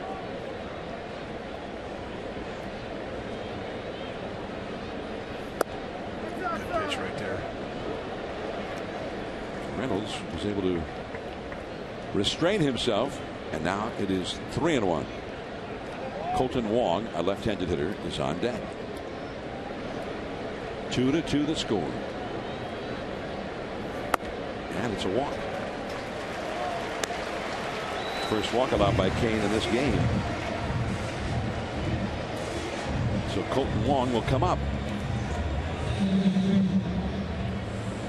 Jeremy Affeldt will be ready in the bullpen if needed.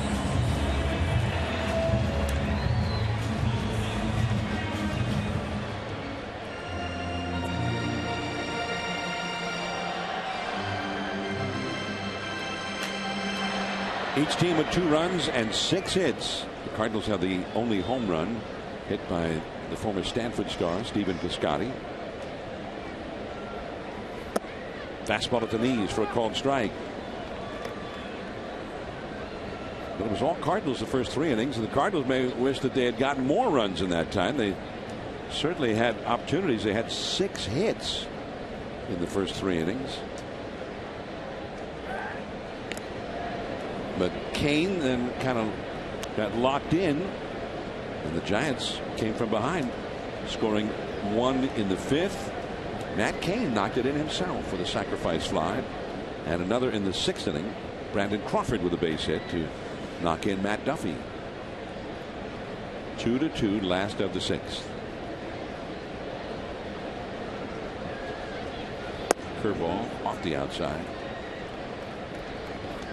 Tomorrow, a 4:05 p.m. Pacific time first pitch from PNC Park in Pittsburgh. The Giants' first return to the home of the Pirates since last October the 1st, when they won that one-game winner-take-all playoff. Jake Peavy for the Giants against the sinker baller Charlie Morton.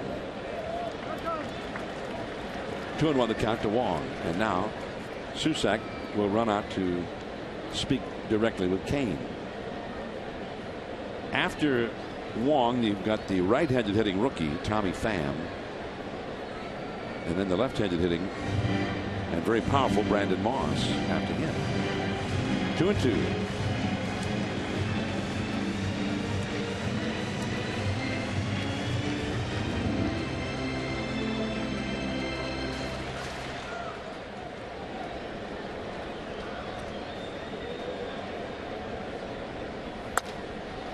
Brandon Crawford will take it to the bag himself. So 6 strong in the books for Matt Cain. And we go to the 7th inning. Dwayne Kuiper will return from the radio booth, and it's 2-2.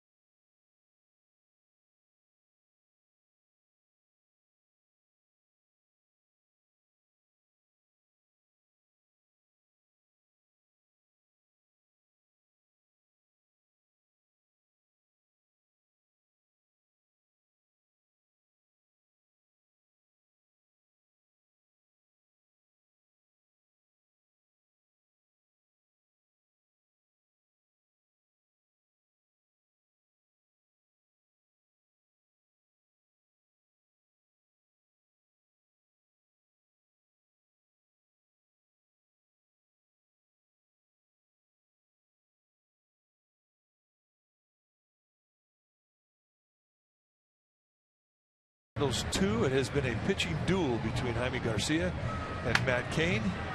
And once again, here to tell you all about it, my old pal, Dwayne Kuiper. Old pal? Yep, you're my old pal. Old pal.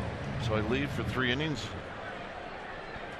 and I come back, and I'm the old pal. Yep, my old pal Smoothie. Matt Cain tonight has been spectacular. He really got his rhythm as this game wore on, and he is going to be excited about how he threw the ball tonight. Here's Perez. Remember when we were kids, the cowboy sitcoms? Sidekick, old sidekick. Yep.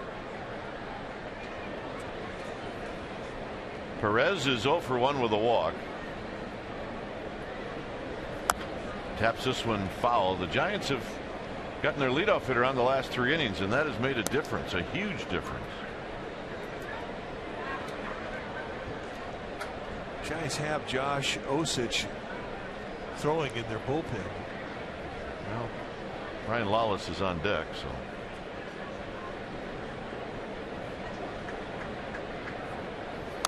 Perez dribbles it foul. But if Perez gets a base hit, they may use Cain to bunt. Buki has 4 men on the bench, but really 3 that he can use. One of his extra men is Hunter Pence, who's probably going to go on the disabled list tomorrow. They activate Nori Aoki.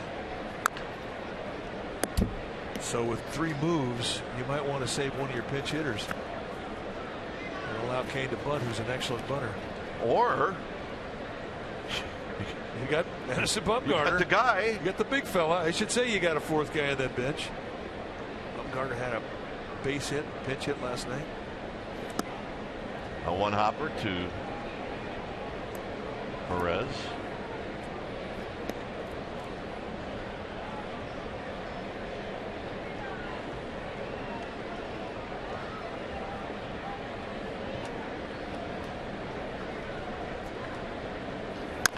Tapped up the middle. Wong kicks it. And the Giants with their leadoff hitter again. Wong, he's got something in that glove. Just not staying in there. I mean, it might be another hit, but these are some plays that should be made. It would have been a great play because of the speed of Perez, but I think a big league second baseman has to make that play. Or at least get off the throw. At least catch it. I mean, Perez is going to be happy. It's a hit. So you're right. Here's King. Why don't you go down the first base line? And Matt Carpenter's being very aggressive on that third base line. And for a bunter like Kane, who handles the bat pretty well, he has the right to pull that back and slash. Your corner infielders will dictate whether or not you do it.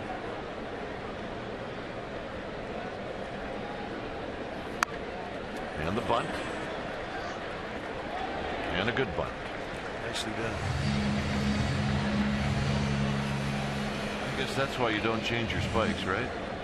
If you're Matt Cain. That's right.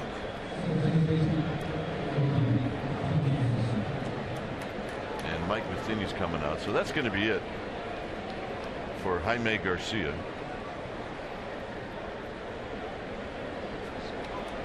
So when it's time for a change, think Speedy Oil Change and Auto Service, your oil change tune-up and repair experts. We'll be back.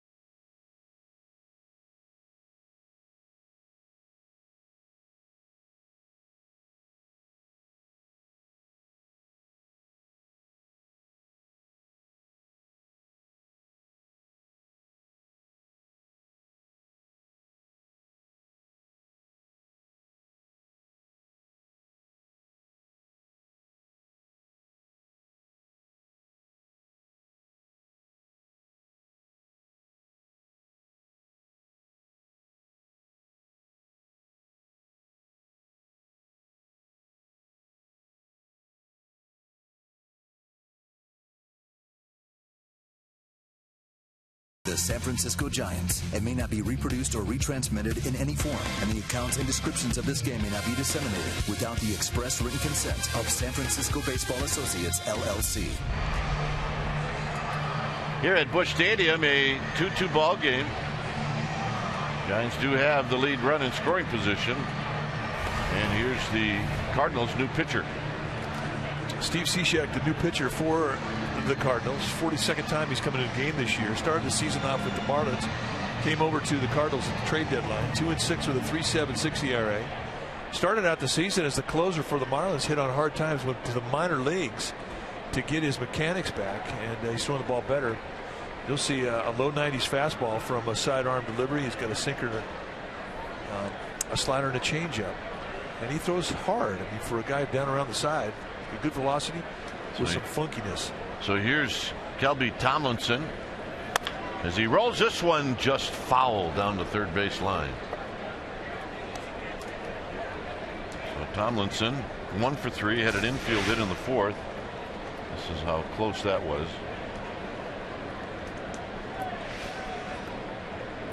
The hit by Tomlinson in the fourth was the first hit off of Jaime Garcia.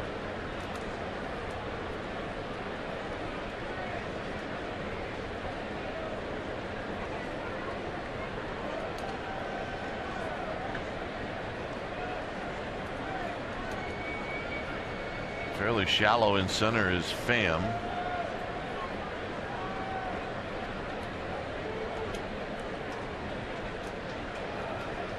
So Perez with excellent speed at second. Oh, 0-2. And that's tough if you haven't seen Cishek before. Well, you're right. I mean, it's just a big old frisbee, but at a high velocity. And that's what makes Cishek so different than other sidearmers. That everything he throws is a little quicker. And he's got 3 swing and miss pitches.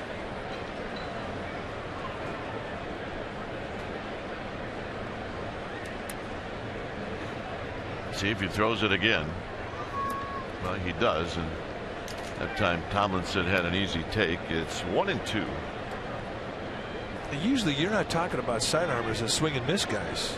They're usually put the ball in play, put the ball on the ground guys. But when this guy's right, he's got 3 ways he can get you to miss.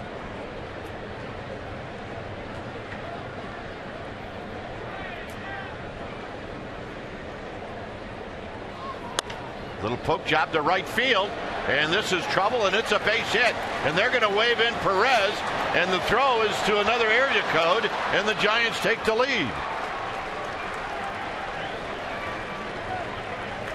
Boy, with the hesitation of Perez to see if that ball was going to drop between second and third, I didn't know if Roberto Kelly was going to take him on. The arm out in right field, Stephen Piscotty is a good one. He's got a great reputation, but you can watch the hesitation there from Perez. He has to stop to see if it's going to get caught. But I think the way that he received this ball is why Roberto Kelly, an old outfielder, gave him the green light. Yeah, he probably felt like he couldn't get his feet underneath him to make a good throw, and he didn't. That's an excellent read from Roberto Kelly. So here's Duffy, and Duffy takes a strike. Now we'll see if Bruce Bochy will send the speedy Tomlinson, who doesn't have a steal yet here, but he's a base stealer.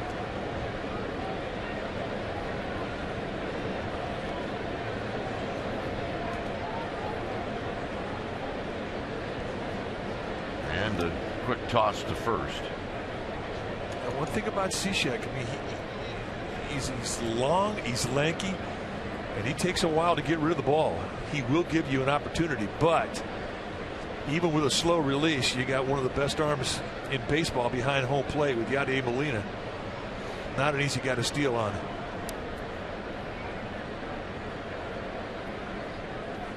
And the Cardinals thinking something was up.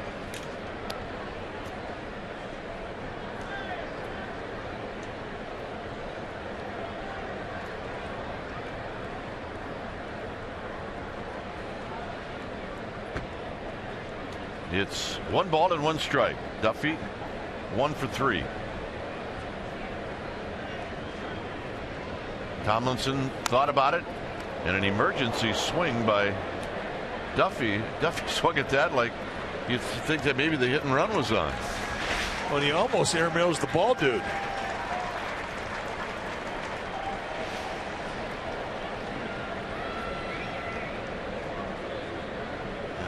Give you an idea that it doesn't matter where you are at the park, you watch where the ball is, including us. This guy almost got smoked. It's 1-2. In tight, 2 balls, 2 strikes.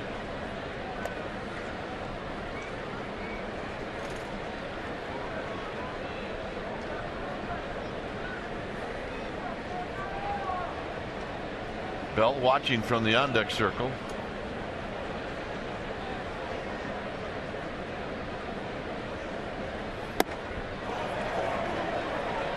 Wouldn't you check on that? Yeah. Got him.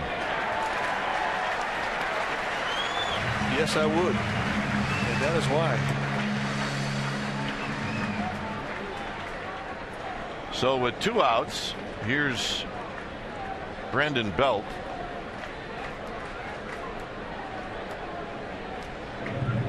Belt is 0 for 3.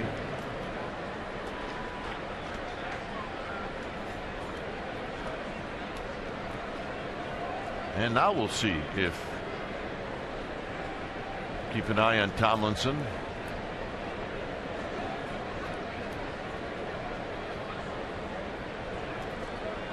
I'm not sure I would play the second baseman as deep as Wong is playing with Belt. Belt runs pretty good.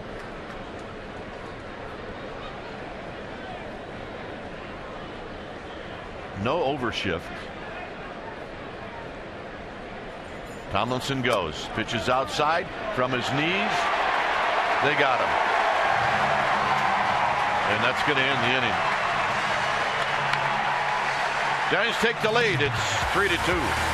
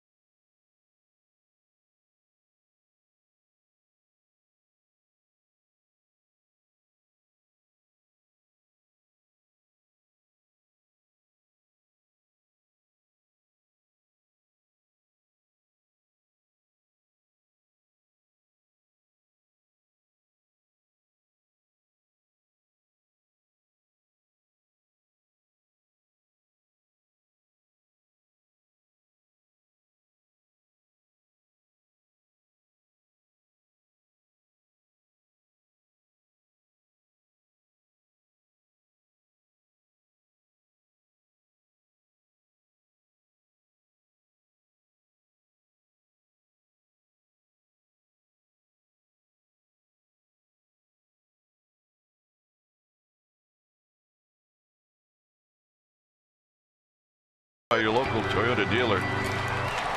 Kane and Garcia were the starters in this game.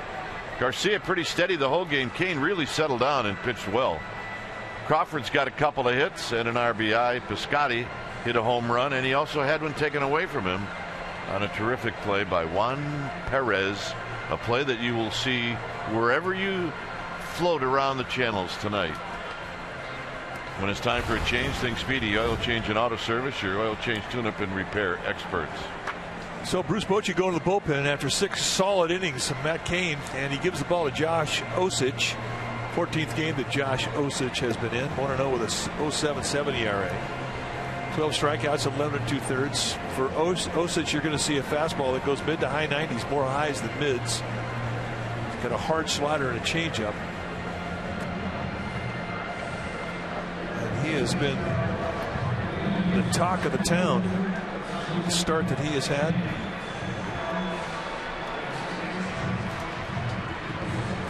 Let's see, where has this guy been?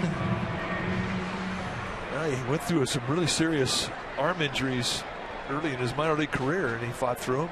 At one point, he even thought about giving it up. Here's Tommy Pham. And a strike.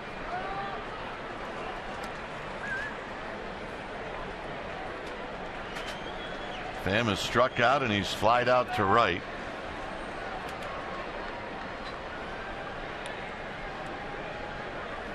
Swing. You're going to miss. 0-2. Good hard slider down and in. Well, the thing we've been impressed with is he broke out the changeup. Yeah, usually hard throwers, you know, they kind of fall in love with fastball slider. Yeah. Driven to right, and that's a base hit. So 96 did not impress Tommy Pham. This was Yadier Molina, who Mike said he could do this, and do what he did. Yeah, this is a 7-time Gold Glover right here, and this is absolute defensive brilliance. From the knees, you can't unload any quicker than that.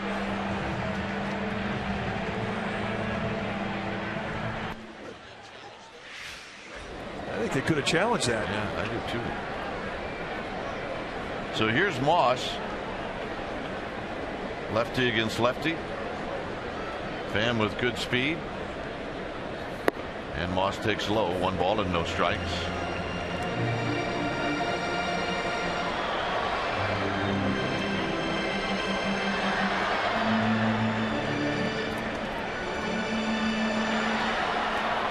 Tommy Pham does have 1 steal, so the Giants are aware that he could take off. Although I'll say this, Osich isn't paying much attention to Tommy Pham. He's paying a lot of attention to the hitter, as he should. So here it's 2-0.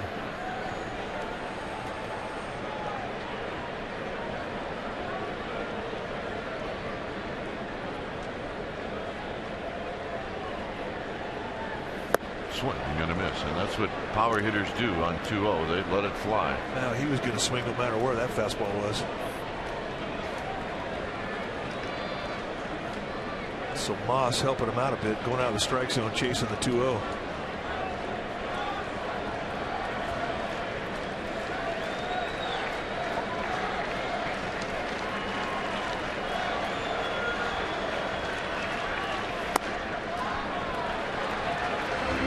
So this becomes a big pitch for the Giants.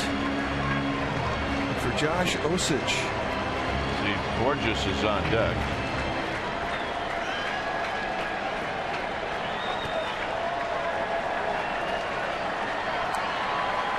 So Moss let fly 2-0. See what he does. 3-1. Taps this one. Osich can't get it. Everybody's going to be safe.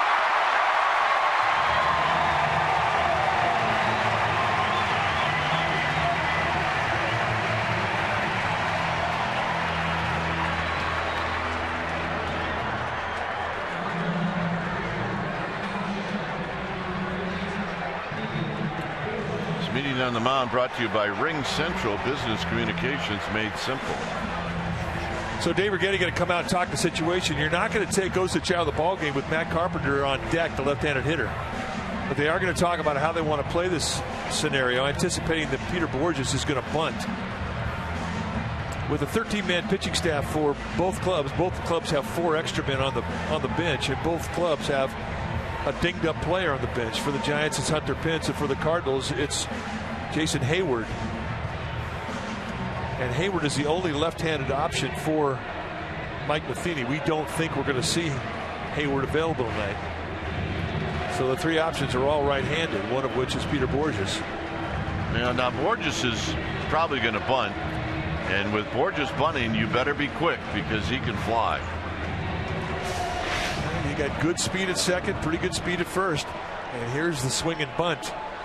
And once you got past Osich, it was going to be nobody there. So now the defense is going to have to come through.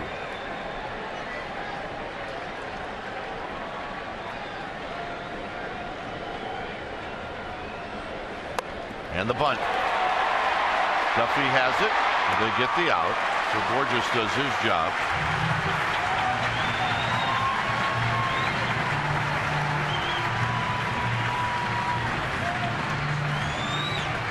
And now the hitter will be Carpenter.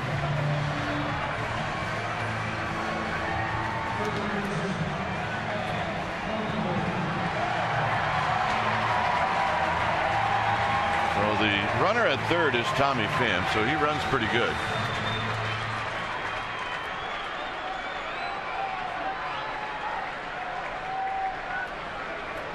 Giants will play Crawford and Tomlinson back.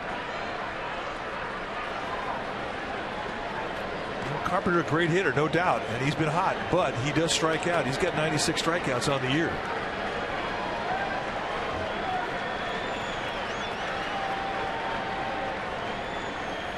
Outside, 1-0.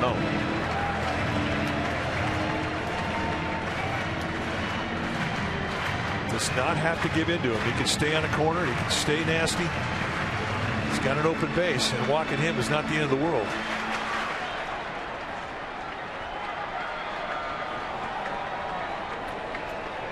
Pham at third. Moss at second. Out of play. 1 ball and 1 strike.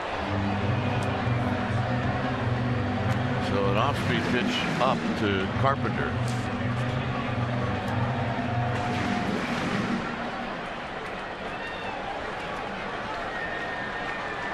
Playing pretty straight away in the outfield, medium depth. With Pham speed at third, you don't need a lot of fly ball to score him. Giants' best arms are on the corner. Well, actually, that's not true. Juan Perez has a good arm as well. In center. Out of play, 1 and 2. So he's staying with the hard slider.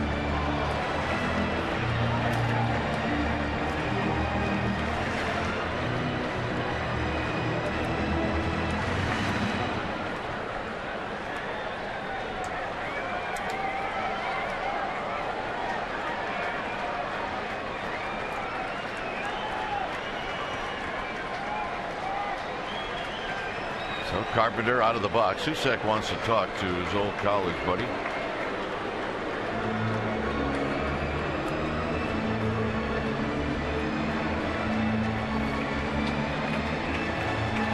Sure, they've had this conversation before.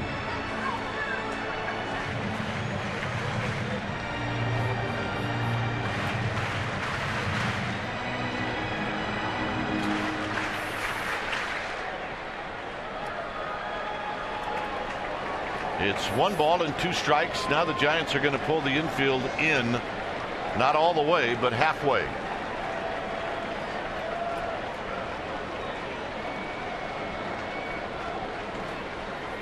On the ground to Tomlinson, who's going to come home. And it rolls away from Susek, and this game is tied.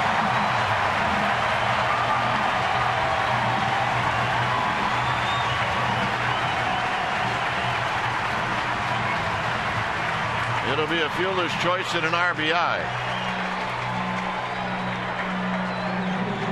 Probably the right call, just the throw needed to be better. Coming in, momentum of the play, the exchange, he flows down, and Susek cannot dig the ball out of the dirt. And I don't know if he ever had it or if contact knocked the ball out. And we got a brand new ball game, and we'll have a brand new pitcher. All right, new pitcher coming in. It's Strickland. It's 3-3.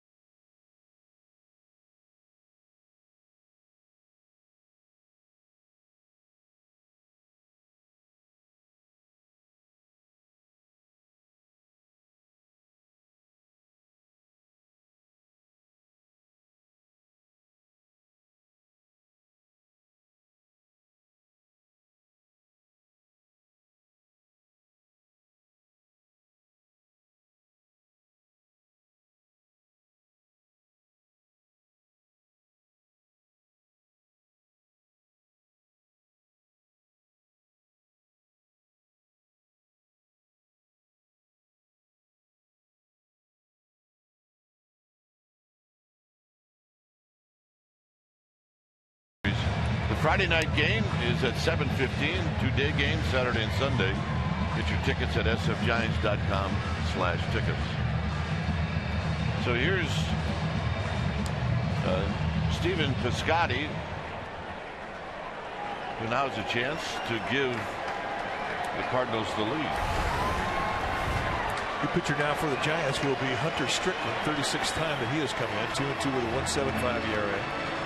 Strikeout stuff. He's got 40 punchouts in 36 innings. You'll see mid to high 90s fastballs, two types of fastballs, 2s and 4s, slider and a split.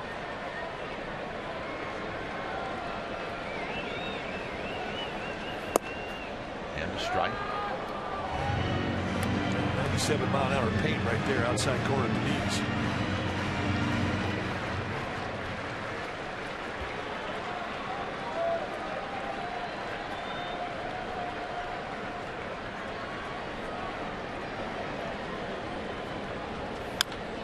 Foul back. It's 0-2.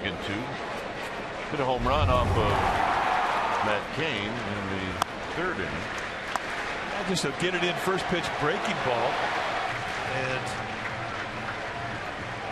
Piscotty looking something other than a fastball, got the speed and put a good swing on it. He had two really good at bats against Cain. Almost had another home run in his first at bat, the first.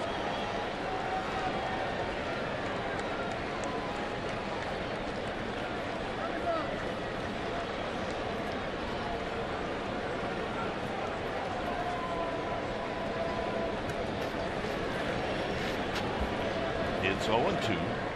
Moss at third.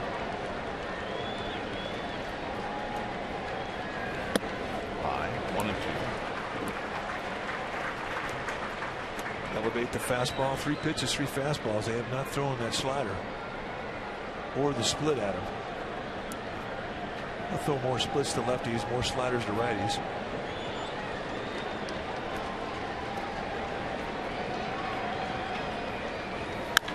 Out of play. Just rearing back and blowing cheese. Another 97-mile-an-hour fastball. That's outside.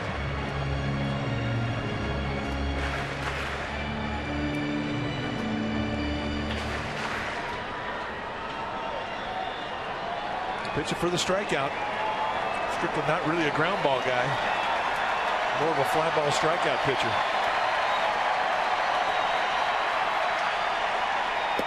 Got him. And that's what he was looking for. 5 pitches, 5 fastballs. And they get the much needed strikeout for a non-productive out.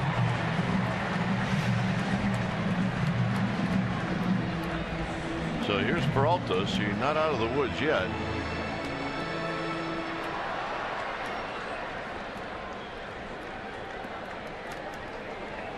Peralta 1 for 3.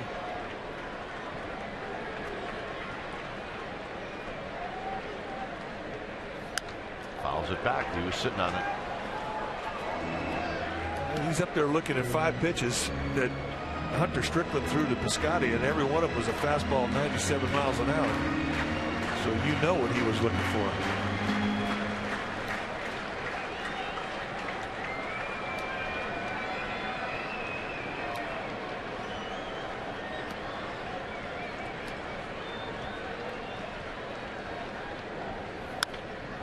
Nothing in 2.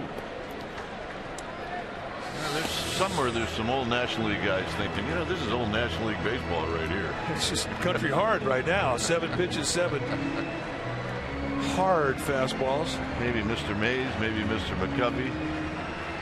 Maybe Mr. Gibson. Maybe Mr. Gibson. Absolutely. It's 0-2.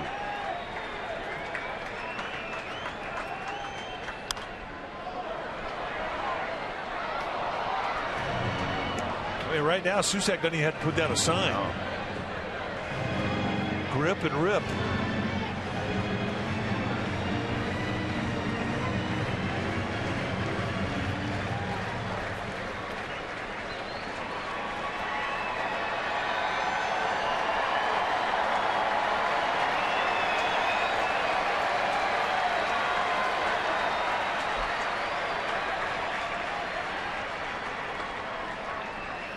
High, 1-2.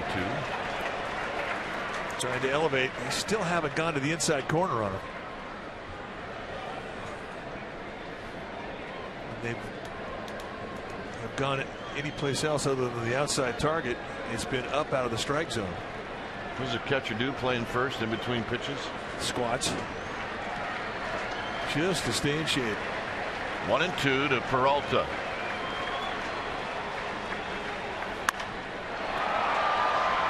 Maxwell in the park. Side retired. Nice job, Strickland. 8th inning, it's tied. It's 3-3.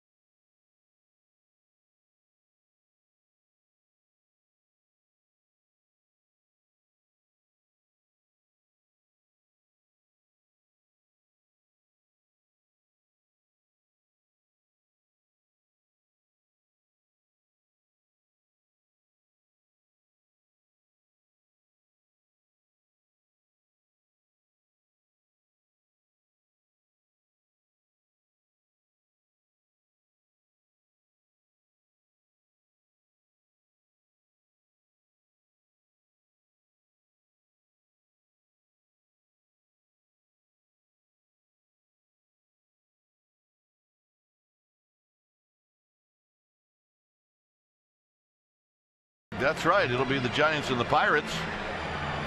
Pregame Live is going to start at 3:30. We'll have the game for you right at 4 o'clock right here on Comcast Sportsnet.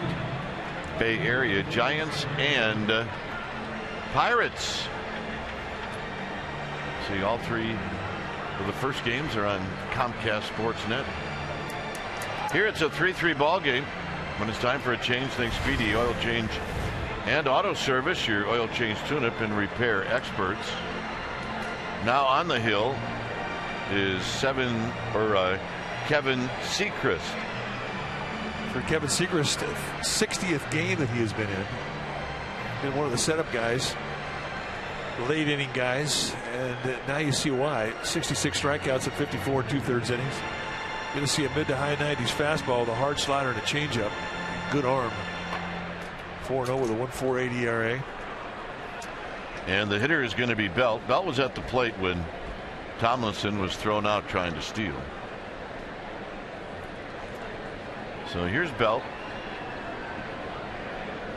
And Belt takes wide. Buster Posey. And then Brandon Crawford.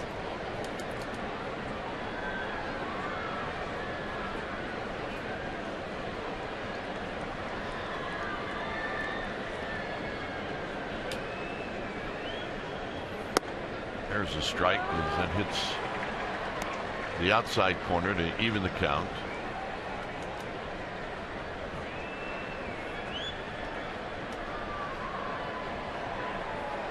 Borges is now in center field. Pham is in left. Moss is out of the game as there's a pitch wide, 2-1.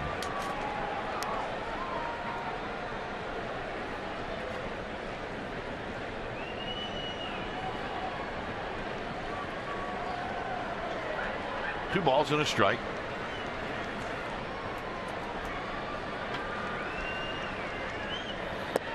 Three and one. Well, the Giants would like to see this happen again. 4th, 5th, 6th, 7th, every inning the leadoff hitters reached.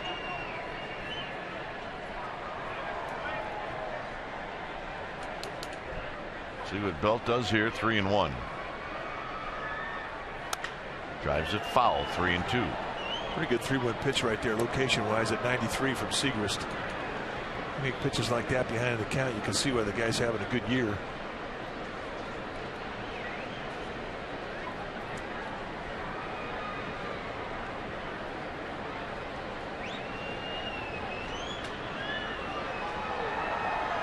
Payoff pitch. Here it is to Belt, and Belt stays alive. So outside of the knees, 3-1 count. Here he comes inside corner above the hands, and that's two pretty perfect pitches location wise. Complete opposite ends of the strike zone.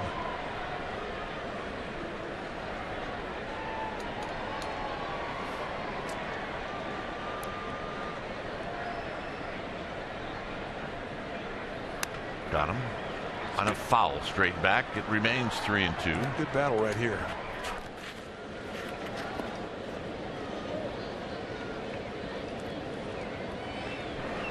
So the battle continues. Is Posey leaning on his bat in the on-deck circle.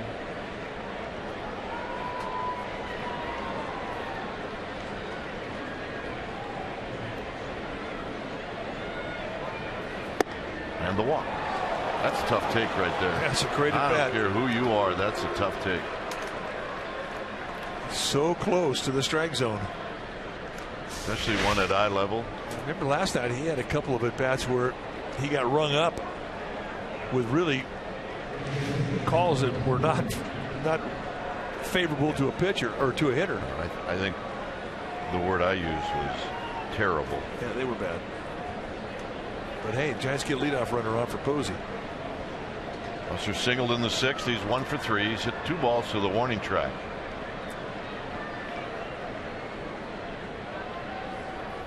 He takes high, 1 ball and no strikes. It's a 3-3 ball game. Seager was going to a changeup to open up this at bat.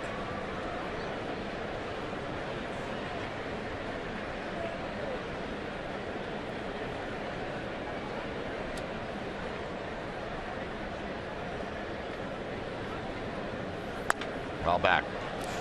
Swing by Buster Posey. On it.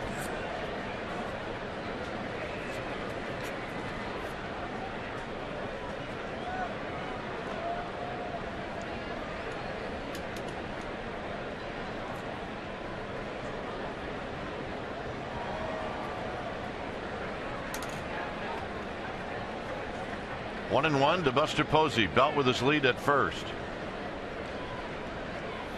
In the dirt.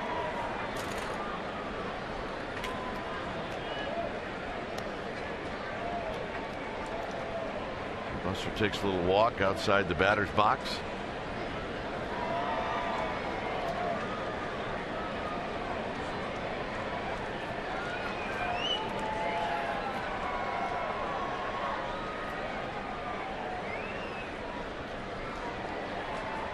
Sechrist ready. And the pitch. And it's low. 3-1. Another changeup. Posey's picking that pitch up well. Seth Maness, the right-hander, heating up in the Cardinals bullpen.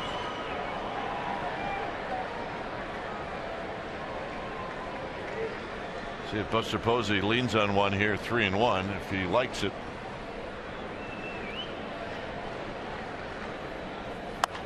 Pops it up. He will not be happy with this. 1 out. No, he will not.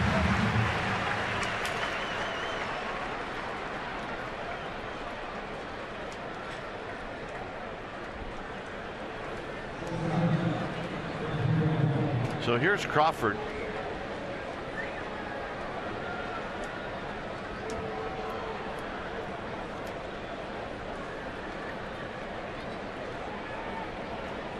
Crawford's got 2 hits tonight. He's been on base 3 times.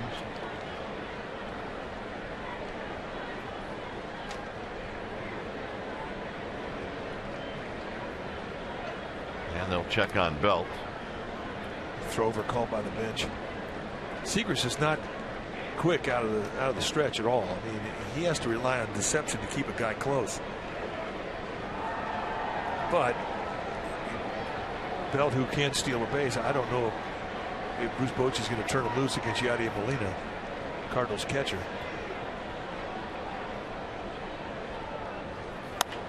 Crawford out of play.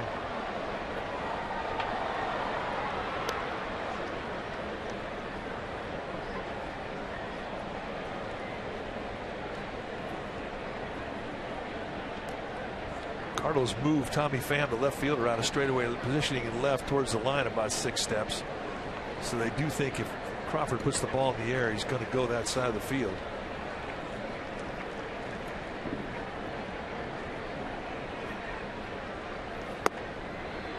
Outside corner, rather than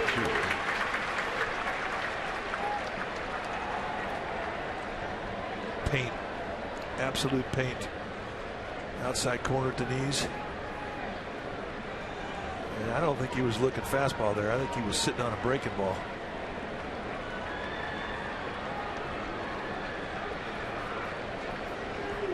Oh, 2.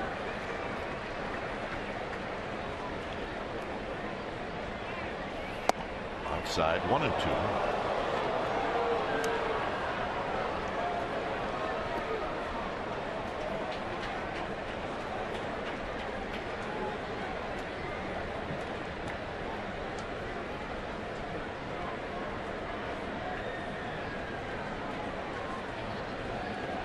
Belt with his lead at first, 1 out. Crawford stays alive. Good swing.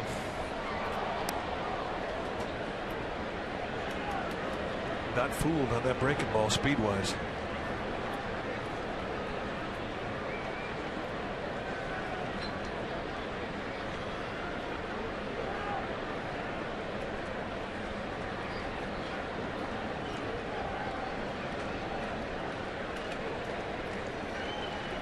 And the 1-2 pitch. Here it is to Crawford. Belt goes. It's low and away.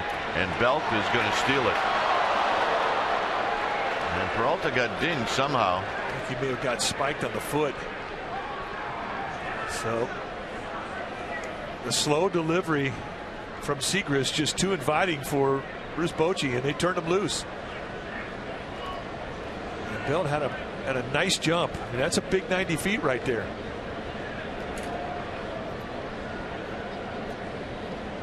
Spike in the foot.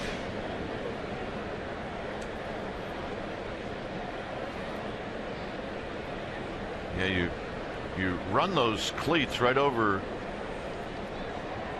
Peralta's toes, and that's likely going to sting a little bit.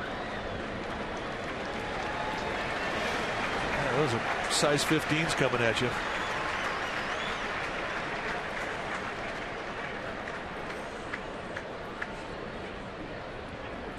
So Belt with his 8th steal of the year. And it's 2 and 2.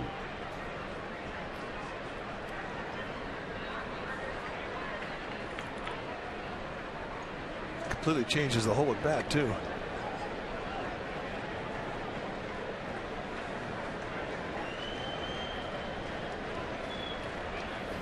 Tapped up the middle. Peralta's got it.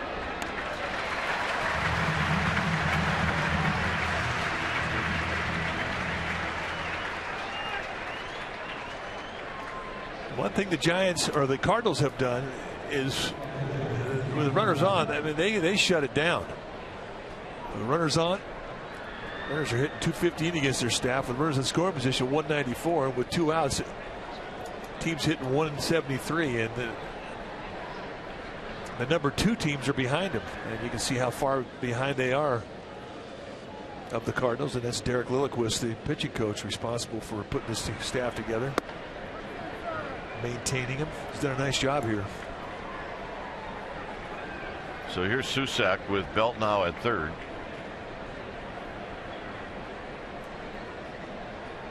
Susac is 1 for 3.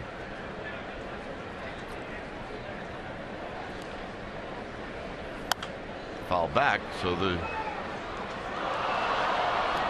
Cardinals are very good, as you saw that the graphic. Giants with runners in scoring position in 2 outs are the best. Well, that's really what this series was all about, matching up the best pitching staff in these situations and the best hitting team in these situations.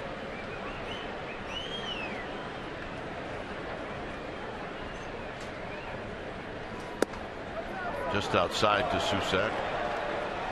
About the width of a baseball.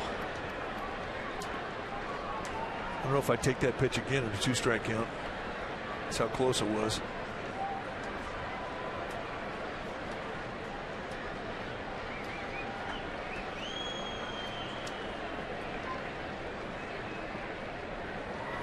Susak gets a high fly ball center field. Borges will put it away, and that'll end the inning. Bottom of the 8th coming up.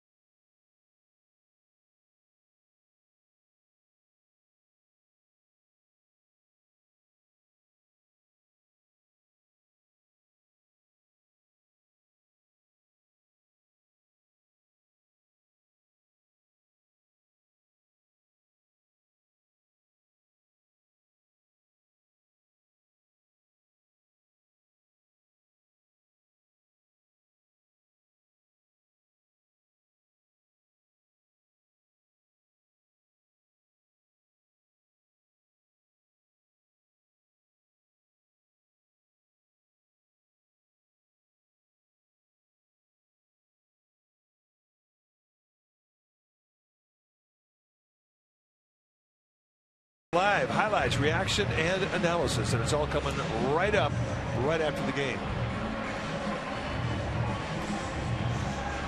So it's a 3-3 ball game here in the bottom of the 8th.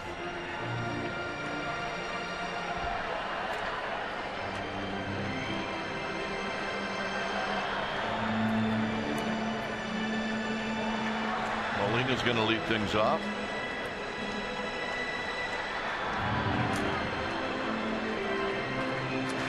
So it'll be Molina, Reynolds, and then Colton Wong here in the bottom of the 8th.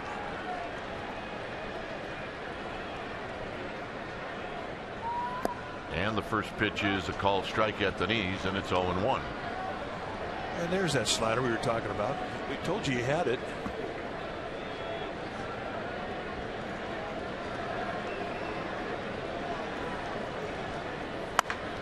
High and deep to left. It is gone.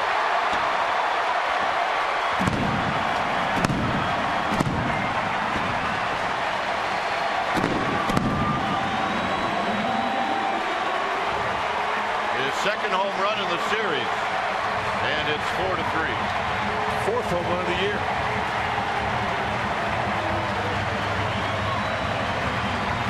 And for Molina, that is career home run number 100. He comes back with another slider, and that's a hanger. Just about identical to the same location he hit a home run last night.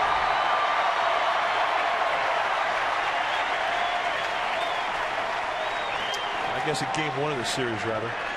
So here's Reynolds. Reynolds rolls this one to Buster Posey. 1 out, and that'll bring up Colton Wong, and Bruce Bochy's coming out. And that's the side swing of Yadier Molina's 100th career home run. They set an outside target. This one misses middle in above the knee.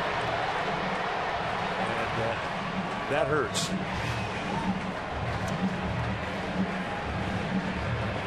When it's time for a change, things speedy. Oil change and auto service. Your oil change, tune-up, and repair experts. We'll be back.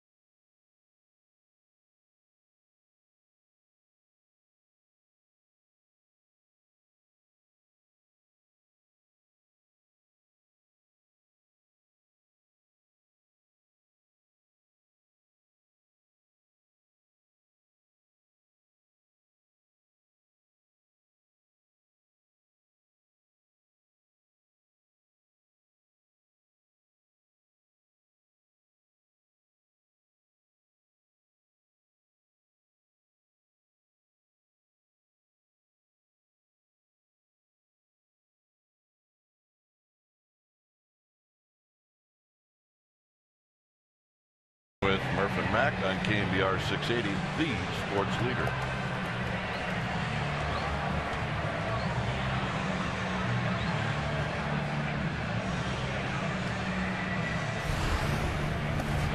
The pitcher now for the Giants will be Yadier Lopez. Take a look at what he has done this year. 58th game that he has come in. 31 1/3 innings. Tells you he gets used in a lot of situations like this. Solid season for Lopez. Lefty's hitting 123. The league hitting 127.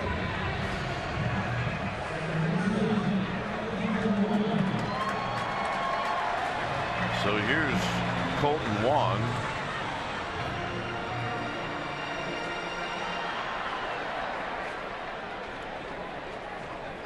One for three.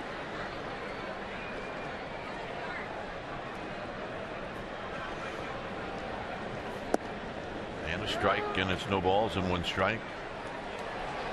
Trevor Rosenthal, the closer for the Cardinals, taking it a little bit more seriously now with the Cardinals leading by a run.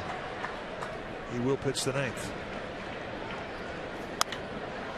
This is popped out to right. Tomlinson in shallow right field is going to put it away.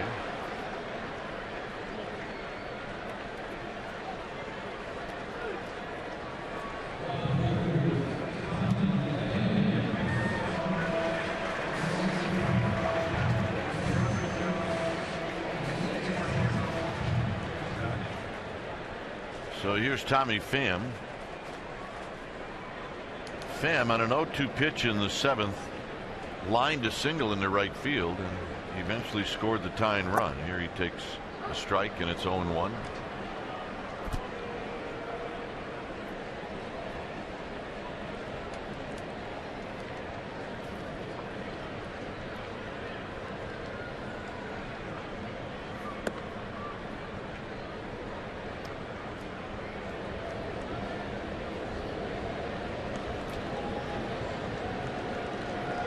Strickland thinking about that slider. Tapped slowly foul. It's 1 ball and 2 strikes.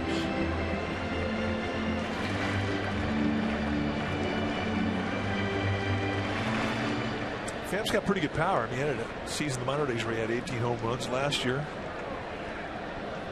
In Memphis, he had 10. And he can run.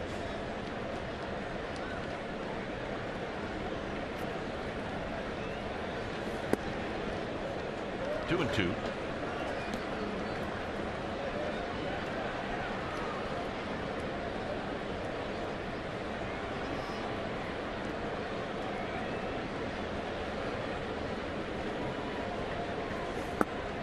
And now full count.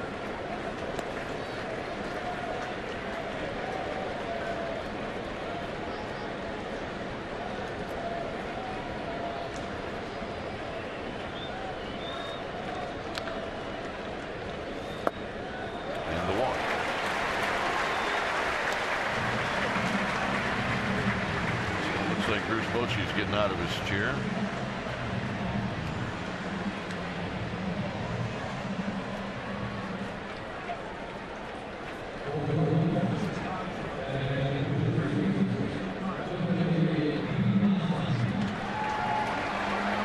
So Cosmer has been announced.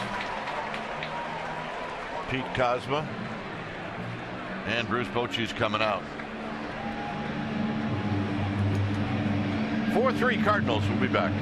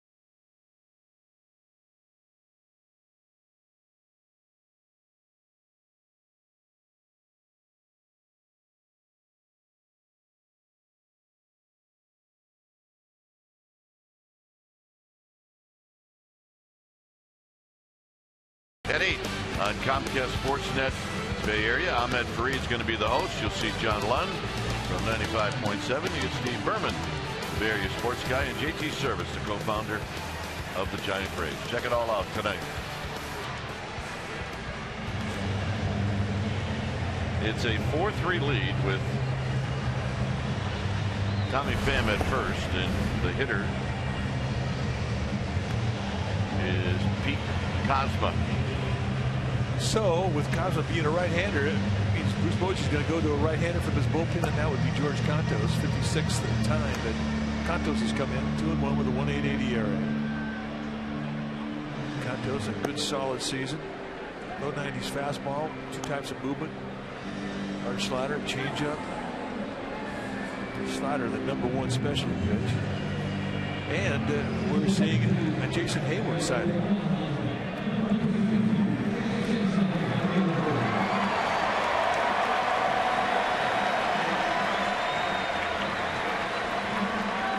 Hayward left game 1 in the 3rd inning with a hamstring tightness.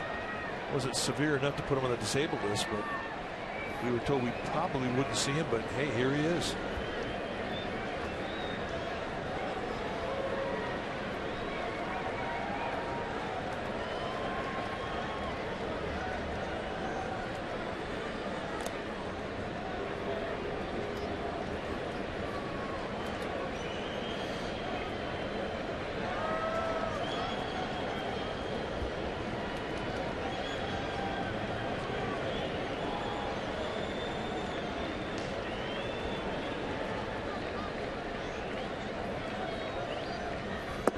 Strike. It's 0-1. Hayward had been red hot.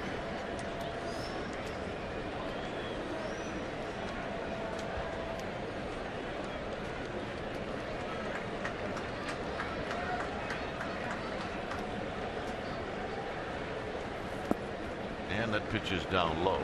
So it's 1 ball and 1 strike.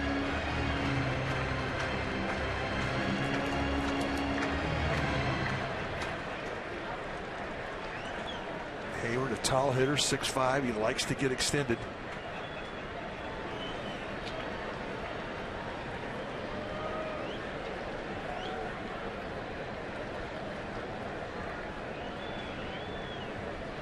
And a quick toss, and back is Tommy Pham. Pham's got 1 steal. Well, all you have to do is steal 1 and let him know you can steal. Exactly. I'll put you in the scout report.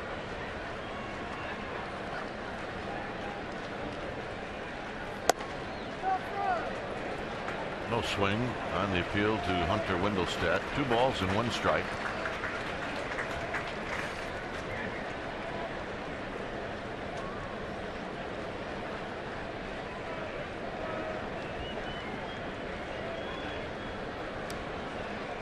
Hayward in his 6th year at the big league level.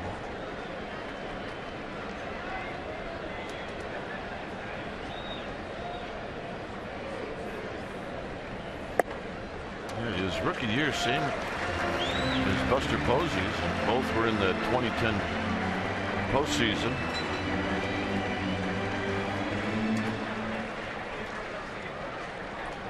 Cantos now has to come in. It's 3-1.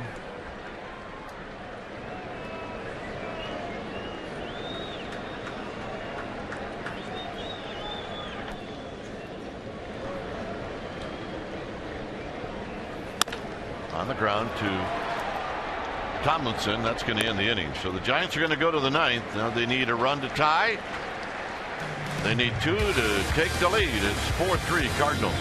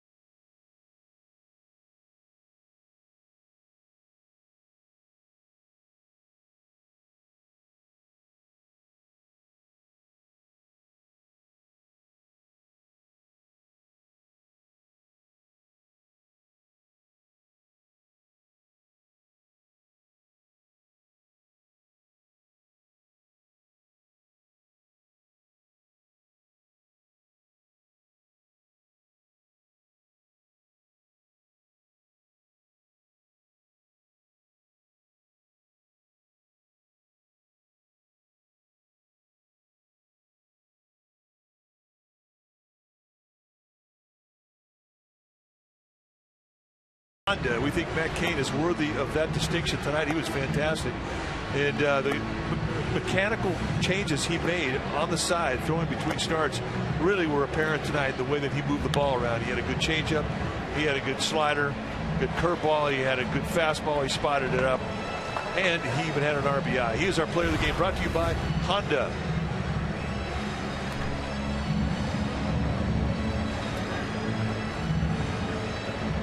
(4-3) Cardinals on the Yadier Molina home run.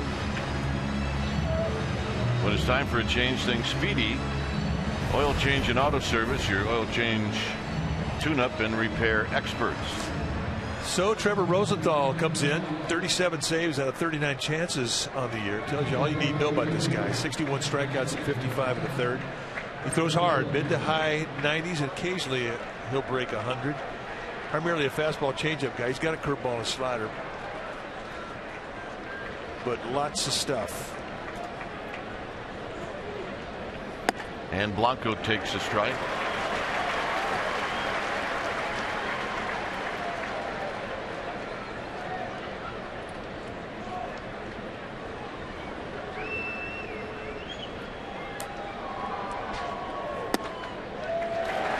And a quick 0-2. So there's the fastball changeup combination right out of bed, and quickly on top 0-2.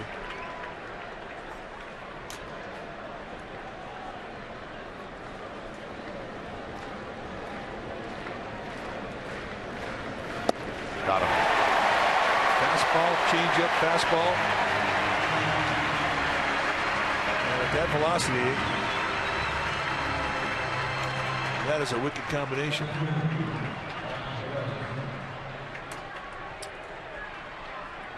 Fastballs, you're going to see him 73% of the time, and then you start to see the changeup. And as I mentioned, he's got a slider and a curveball.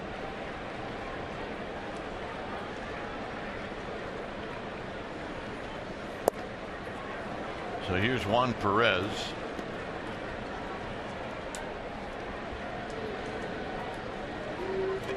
Perez been on base twice. Fouls it back. 1 ball and 1 strike.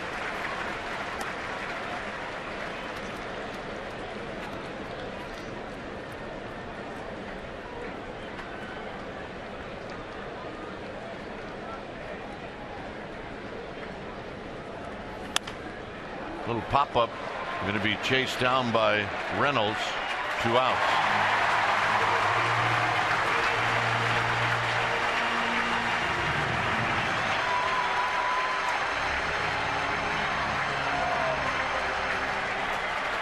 And the hitter is going to be Madison Bumgarner. Yeah, I mean, he's earned the right. They called Ryan Lawless back out of the on-deck circle.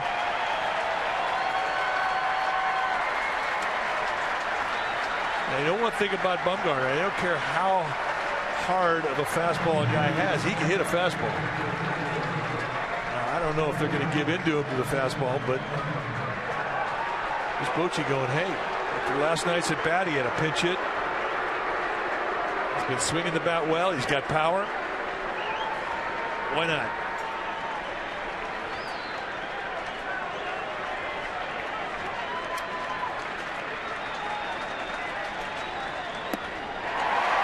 Balls and 1 strike.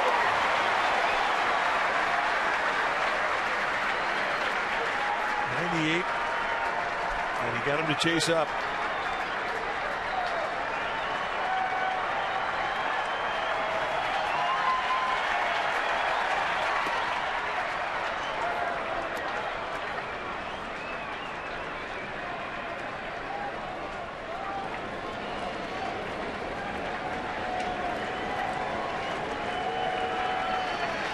Rosenthal, the high set. Make it 1 and 2. And that's the changeup.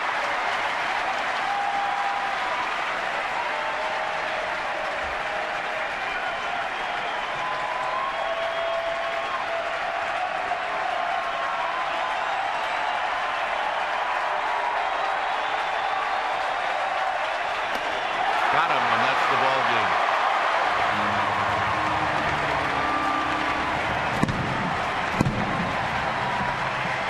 So the Cardinals take The rubber match of this 3-game series, and tonight they do it on a late home run by Yadier Molina.